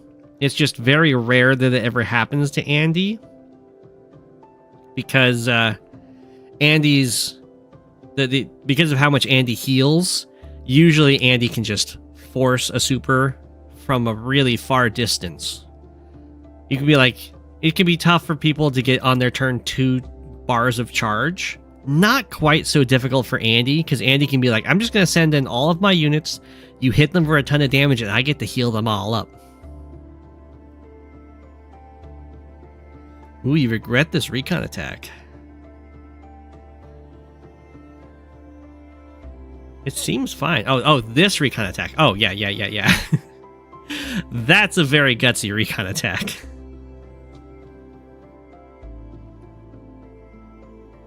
It's day 9 at this point. You can kind of see by your own tank, you've got 2 tanks out. They could very easily be guarding recons. But this is, luckily you do have this backup recon coming in, but this is almost the same situation we were seeing in the last game, where the units guarding the recon, but once the recon's gone, you won't have actually vision to protect, to like fight in that spot anymore.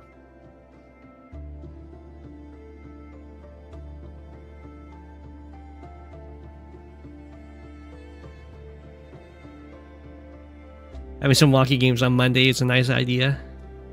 I could try putting out some map challenges. Or strat challenges, probably. Very interesting. Looks like Chief Noob was deciding whether or not to kill this recon off. I would definitely send in this recon to finish this off. Yeah. And the only difference I would do here for Chief Noob is I wouldn't send this tank forward first. You don't want to reveal that it's there, because it's kind of ideal for Chief Noob if these 2 tanks come in to kill off this recon, and then they think there's only 1 tank here, and surprise, there's 2. And they get first strikes. Or kill off, probably more likely they just kill off an anti-tank.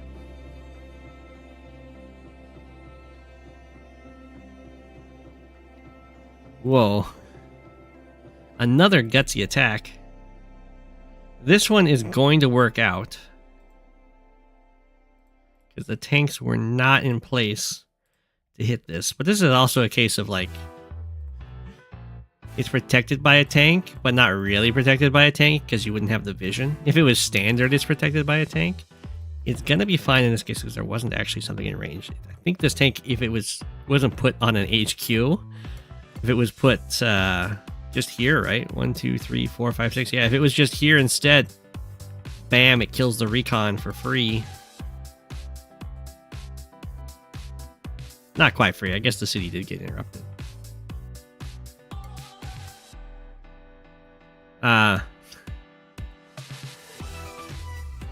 Yeah, I wouldn't have my copter hit this on as it's deploying. If ManaNek is paying attention, just mouse over this, be like, oh, a copter hit that. Because it will show this action by action, I think, how many strikes hit it. A copter's been built. I think I'll build an anti-air. Usually you'd have an anti-air by now anyway, though. Base skip for a medium tank recon. The recon is definitely required because this one's looking not long for this world. Whoa. That's a little bit aggressive. Could it not attack? It could have attacked from here. I guess it just wants to see what does ManaNek actually have over here guarding this comm tower capture. I'm not quite sure why Chief Noob was like this. I think at least one tank is known about, but there's nothing to deal with this copter at all. So pretty wild to go in here. I guess it's kind of a bluff. Chief Noob is like, okay, you know that I saw your copter and I just attacked into its range, so I must have an anti-air. I've tried those bluffs before, and for some reason, they never work for me. And look, it's not going to work for Chief Noob either. Copter goes in. It's almost like, by that bluff happening, you know there can't be an anti-air. That tank just dies. So Drake does have one comm tower, which is nice. Andy doesn't have one yet.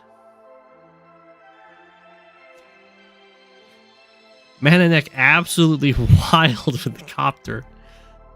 Like, they just don't have an anti-air. They didn't build an anti-air until after my copter attacked. Even though they saw it, huh?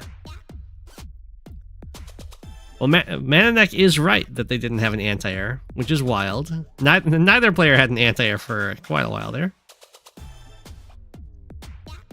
Tank goes down, copter goes up there, kills off another tank. Now there's an anti-air range. Let's see if ManaNek spidey senses go off and be like, okay, now my copters can't just keep swinging on the front lines. And indeed, they start backing off. Oh, never mind, that one goes in. It's not so bad though. It's kind of a copter for a copter-ish. If the medium tank was in range, it'd be a little bit better, of course. We are going to get quite the overcharge here for Andy. So it looks like we're entering into more of the game of chicken approach to the powers, rather than having them used offensively by both players to get some positional and numerical advantages. We're going to go into a game of chicken, where it's like, if I use my super, you'll hit me with your super, so I won't use it. And we'll just kind of have a no powers match.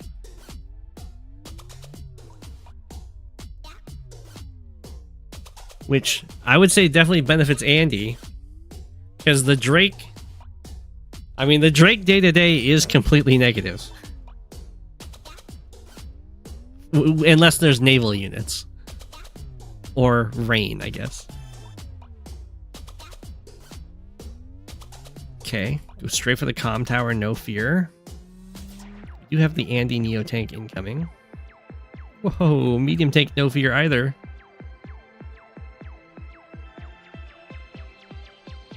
Neo tank doesn't reach, so I don't think we'll see an Andy super used here.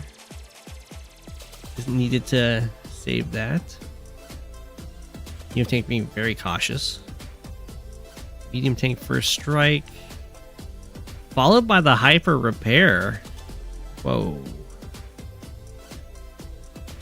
Oh, just the normal power. Okay. So something to keep in mind. It looks like a normal power is 3 bars and you have 6 bars here, right? So oftentimes newer players will be like, oh, I can use my normal power and then immediately use it again the next turn. But whenever you use a power, the cost of the next power goes up by 20% of the base. So you can't quite go normal power and then immediately normal power. It'll have to be normal power, do some fighting, and then normal power. Fear is the mind killer, the little death that brings total obliteration.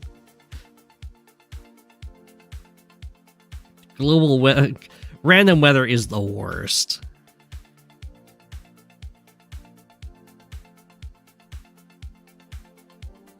But this is something that Andy can definitely do. Is normal power into normal power. Drake does get 2 cities there, which is nice. Here comes the Typhoon. Pop, pop, pop, pop, pop, pop. Global damage, doing global damage things.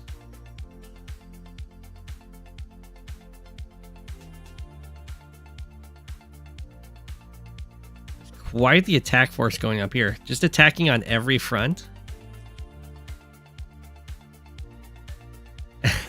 Absolutely wild that the copter went in there. There isn't an APC for ManaNek, which I am surprised by. For the transport copter. Definitely against Drake, if you have a choice between a transport copter and an APC, you go for the APC. Transport copters will just kind of crash.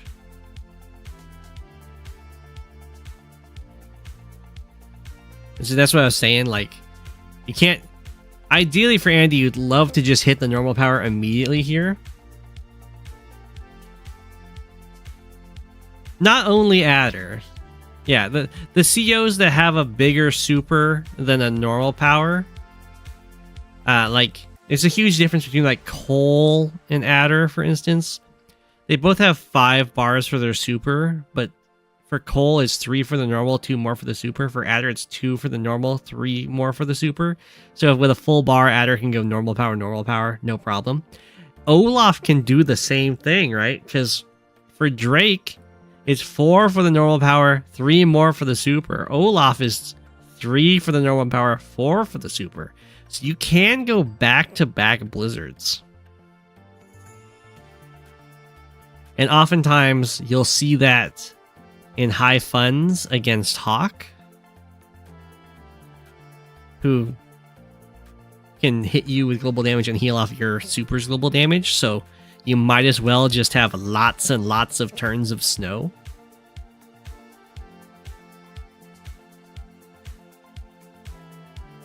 Which can be very fun to do, but very annoying to fight against. Okay, we do have the APC now for ManaNek.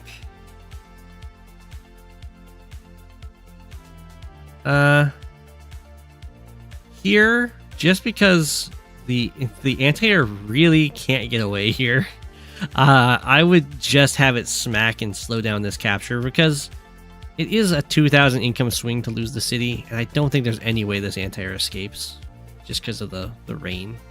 It just kind of goes down. And that infantry could have escaped.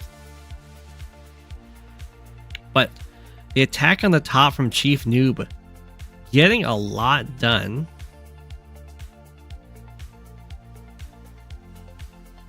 Insanely bold attack there with that copter. The fuel situation is looking a little dire for ManaNek. Oh, I do like how ManaNek is taking advantage of this attack up here. Like, you have so much stuff invested up here. There's no way you can defend down here right now. So I'll just go insanely aggressive as well. And then here comes the front shift to try and hold the front. Ooh, the recon lives at 1.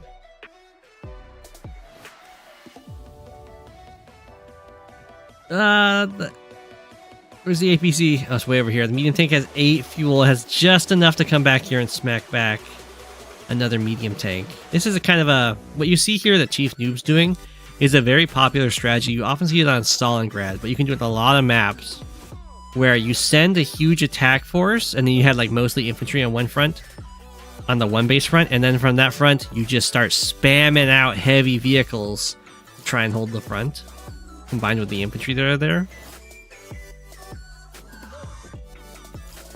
it can work really well, because if your opponent had a mainly like tank, medium tank army, it's gonna get thwarted by just a couple of Neo tanks.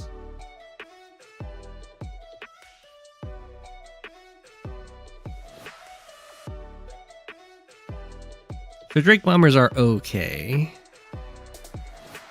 They're not the most amazing things in the world, of course. They do miss out on some... What did that copter attack? The copter didn't attack anything. So something to keep in note, flying units do not hide in woods. It's just sitting there visible, pop, taken out.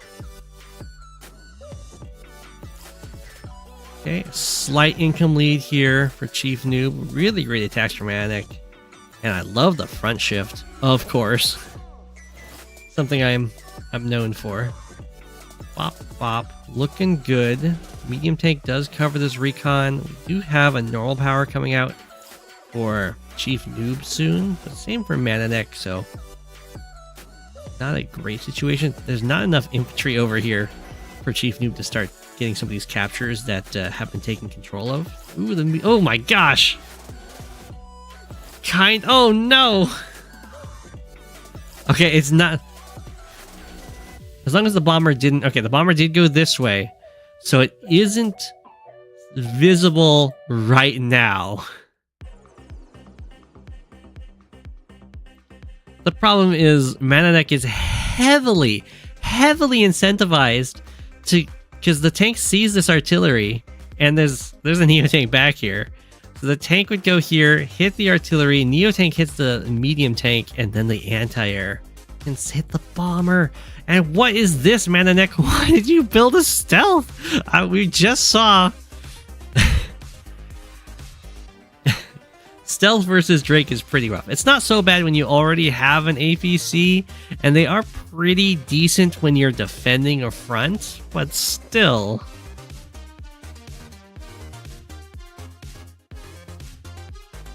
It's way better when you're defending a front than when you're attacking. Is now a stealth like takes 3 turns and it's doing stuff instead of like 7 turns and it does 7 health damage to a tank kind of thing. I will count your stealth value. It's going to have to be super babied.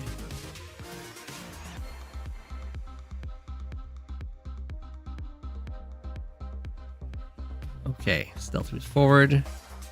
Doesn't stealth because it can stealth next turn and be okay. Boostin'. Interrupt the capture. I'd probably go in here because I mean there's so many tanks. Support the Neo tank. Looks like ManaNek doesn't want to. I guess you would be kind of fighting over nothing. That's fair. Really falls back with the... I guess this copter is really low on fuel. Kind of gotta save that one. Are you not gonna go in here? 0 fuel.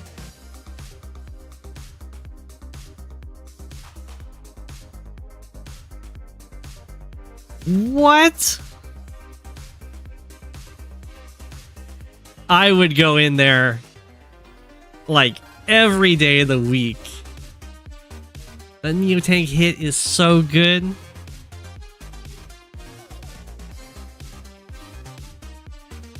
Okay.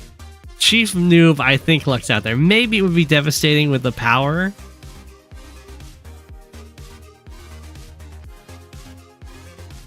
We do have multiple... We've got Fred here. We've got multiple cities starting to be captured here. ManaNek, I think, knows about this artillery. Recon goes down. Take out that capture. Now the Neo goes in, kill off a medium tank. Anti-air gets spotted. I mean, it is what it is. You gotta expect that at this point. Down goes the capture there. Really want to stand on that city for some reason. Anti-air gets taken out there. Bomber is known about. Nothing can kind of protect the anti-air, which is a shame. But I guess the stealth can hit the bomber. Like if the bomber goes here, because the bomber has its eyes on the anti-air 100% of the time. I'd probably swap these.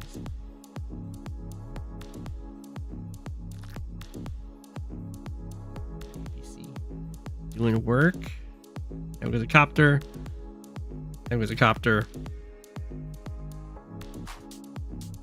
Oh, never mind. The Neo tank goes after the APC. What's the bomber do then? I guess it can hit the Neo tank.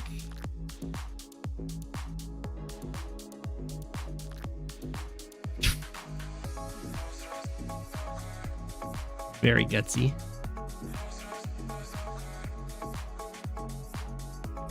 The bomber just sits there? What? That's not a safe spot for a bomber.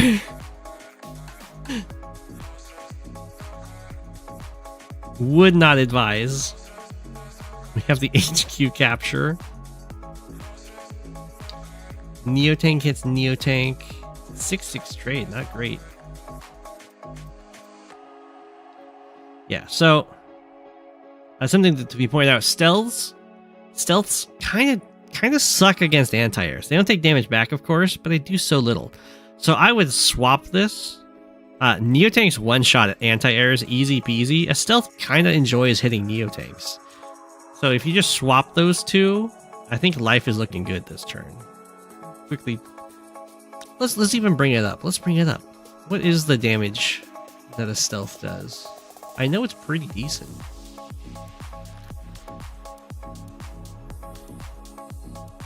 Info charts. Damage chart. Bring this on over. What can you guys see? Okay, you guys can see it. So a stealth hits a Neo tank at 60. Pretty good. Only slightly worse than it hits for a tank. That's pretty strong. It's higher than a Neo tank does, right? Yeah, Neo tank hits at 55. So that would be the only thing I would change there. And that's where the stealth value actually is kind of good. They still don't do great against mega tanks though. Look at, not a single unit except for the black bomb does a stealth one shot natively. With a comm tower, it can one shot a transport copter and have a decent chance of one shotting a copter.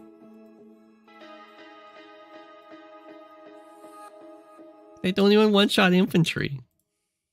They have a really low, they have a 1 in 10 chance of failing on a road if you have a comm tower. But just something to keep in mind about them stealths.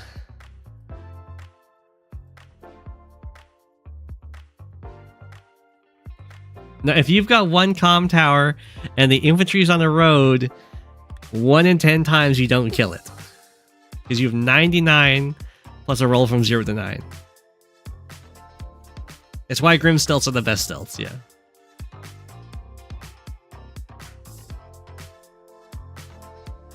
So this is the only change I would have here.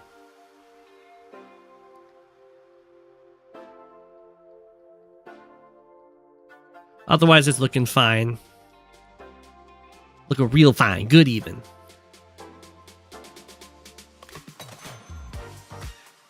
Okay, we got the Typhoon. We'll see what... Yeah, it looks like the Neo tank's gonna die during it. That's pretty good. Oh no, Chief Noob! Oh no! Chief Noob does not look at the replay. Tragedy. Tragedy. Stealth traps the Neo tank. And that's why you look at replays.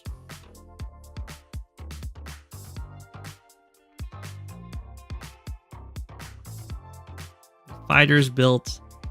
Down to 7 fuel. Not great, but the APC is in range. Very key. And we're going to have a hyper repair. The stealth doesn't one-shot the bomber, but it will do decent damage, of course. Pop down to 3.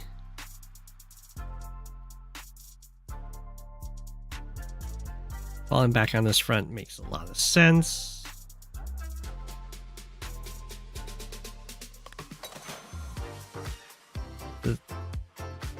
I'd prefer if this... Why is this Neotank so low? Did it hit the Neotank? I think it's probably best to just surround this and bring in the artillery. You don't really want to trade an Andy Neotank out here. Or you could just hit it with copters instead. That would work too. If it was just stealth, copter. Because now they get to kill a Neotank as they go.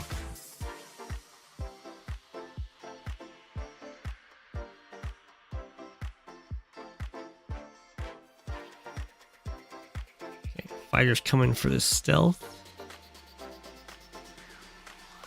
Stealth moving on down. Do deny the city capture. They're actually even in income here. We really... Where's that transport copter? I don't know what happened to the transport copter. I don't know if it crashed or if something picked it off. But now would be the time to transport some units over here for sure. Ooh, ManaNek going with a classic strat. It's... I'm going to dive into your stronger force, but I'm going to kill off all of your infantry, so you can't actually... Like, you'll win the fight, but you can't get any of the captures. And these two units can sack themselves to do it as well. And then Chief Noob will have no way of actually taking any of these properties despite having complete dominance. Oh, ManaNek chickens out on it, though, at the last infantry. No! Ooh. The anti-air finds the fighter, gets the hit on it. This bomber's running out of fuel. What is this bomber's mission? Is this bomber returning all the way to the airport or something? It is. Do not do that. Just use your 3 health bomber. It can still be annoying and pick stuff off. Or like start hits. It's like, the problem is, instead of having a 3 health bomber to be fighting with, it's going to spend like 4 turns coming down here. It will sit here for, I don't know, maybe 2 turns or something. I don't know how much it wants to be healed up. You won't be able to build from the airport during that time, and you'll be drained of funds for a unit that might not even fight.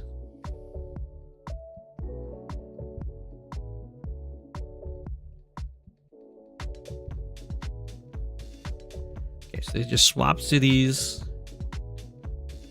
Bam. Again, just have the stealth hit first. It's all good. Just some sequencing. We have a second fighter. I mean, the stealth value is looking really good here. I do like that it's being very babied. There's an APC always nearby. It's not a stealth out in the front lines chasing stuff down. The bomber was down to 1 fuel. It couldn't actually reach the airport, but an APC can be built to save it.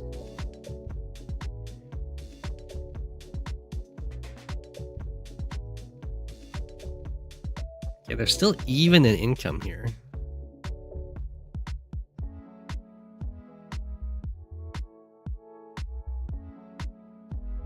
Okay, the stealth goes in.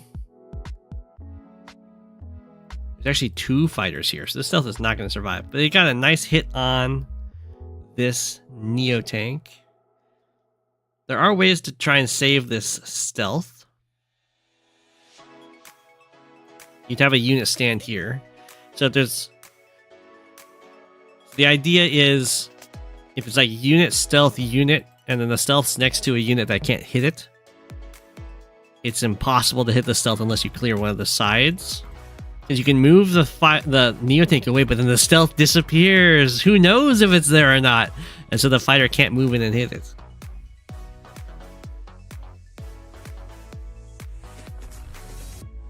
Looks to be like that's what we're doing here.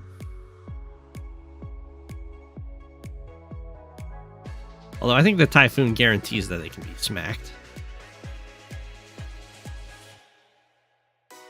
Although... Huh. Oh my gosh. So what happens here is the Typhoon does reduce Drake's vision, So the fighter no longer sees this tank. A unit like this 1 health tank will have to be moved over to spot it. Oh no, it went there. Okay, so now the rocket has to one-shot this. Don't think it does. Well, maybe it does because of the firepower increase. Oh my gosh. The stealth is fine.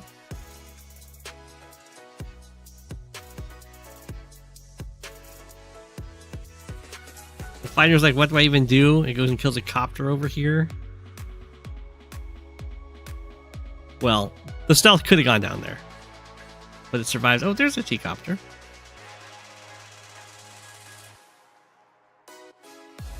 Stealth kills a fighter. I guess this fight... Wait a second. ManaNek, are you not watching the replays? There's a full health fighter down here. Are you going to try and do the same trick again? I guess so.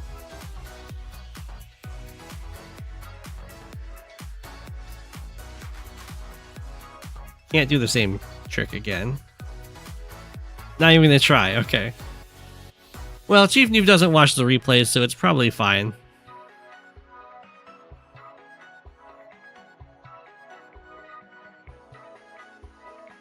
Okay, finish off the copter. Get the mega moving on out. Down goes... Oh, this copter actually does survive.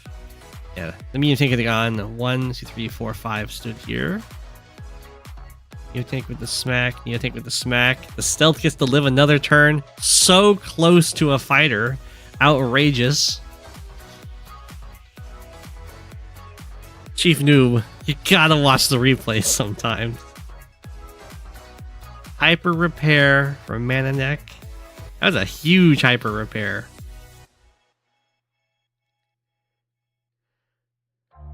Healing off all that global damage.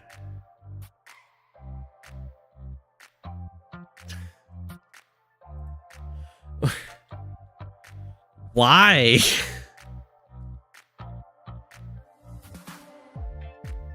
I don't know why the stealth goes after the fighter here when there's juicy Neo tanks to kill off. I'm pretty sure you can just kill off all the units here and the fighter will never be able to hit the stealth. That's not value. Stealth hits Neo tank. Tank recon kills infantry. Copter finishes off Neo tank. Fighter does nothing. That's value. I don't understand this play. Didn't even need the copter. Whatever. So the stealth can die next turn if Chief Noob uses a power. We'll see. It would be basically use a power to kill a stealth, and I think Chief Noob is willing to do that. ManaNek did also run out of charge. Oh, the stealth lived at 1? Unreal. Chief Noob buys a stealth.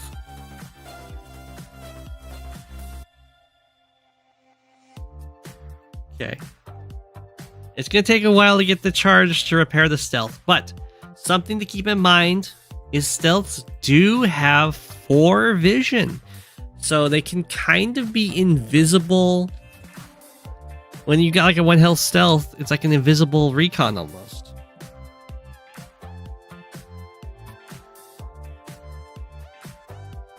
Now Drake is going to find that their stealth is not going to perform nearly as well as ManaNek's did. And that is because I have a feeling that ManaNek actually watches the replays. So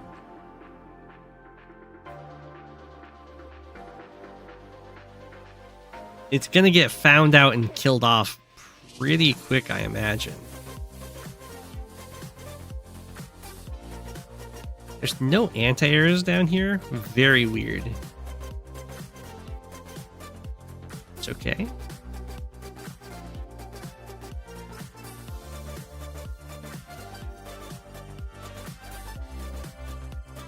The stealth right now is just trying to be annoying. It's like, oh, look at this. You could very easily hit my Neo tank. Ah, you got trapped.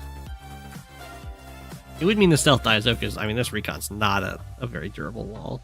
In fact, it's gone. Stealth moves up here for Drake. Fighter moves back. Oh no! This stealth is so lucky.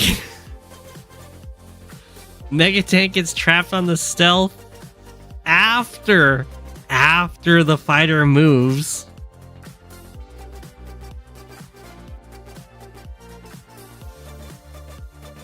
A second Drake stealth. We have an Andy Mega coming in. Andy falls back from that Mega Tank. Get on out of there. Recon with the interrupt. Now we have an anti-air with this force. Another copter going for this capture. Looking good. Oh, this is also a problem that stealths run into when you're being offensive. It's like, what do you have? What's worth revealing it, right? Do you use a stealth to hit a recon? I say no. But then you're like, why do I even have this stealth? It's not hitting anything.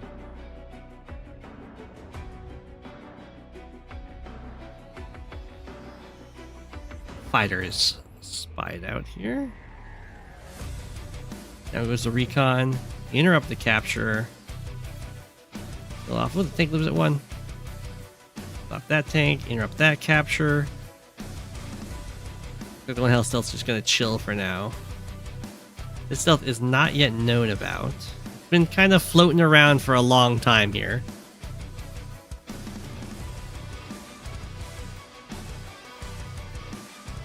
Goes the tank.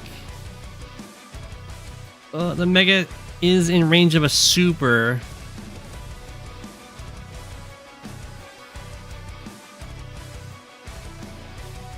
What does this do? At 32 fuel. If this APC that almost failed to get the 6 health anti-air. If this APC dies, don't put it there. Oh no, it's way too aggressive. At least it refueled the stealth. But we have another stealth here.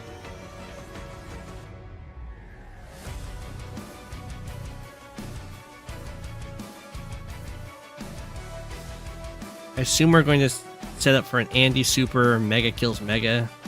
Well, Mega plus like Neotane kills Mega. We have the fighter.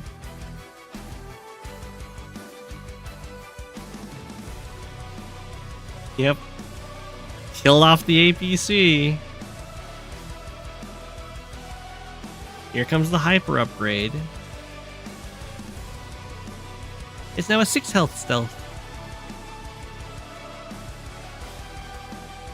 Hit the infantry, kill the anti-air, hit the infantry, kill the recon, reveal the Mega Tank. Megas hit Mega.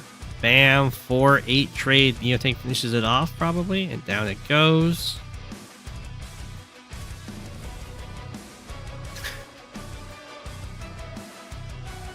Fighter stealth is used to attack the fighter. In this case, it's going to cost the stealth its life. No, it doesn't. Chief Noob resigns. Wow. If I'm Chief Noob, I go in there, I kill the stealth, and then I resign for sure. But GG.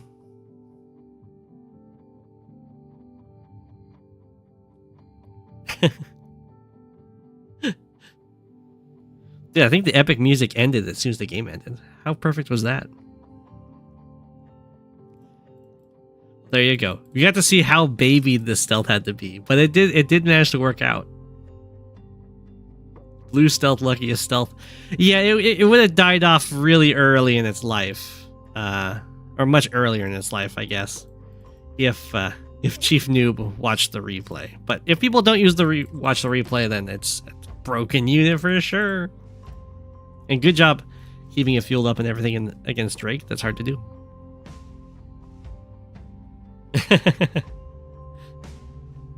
Anyway, I hope everyone enjoyed.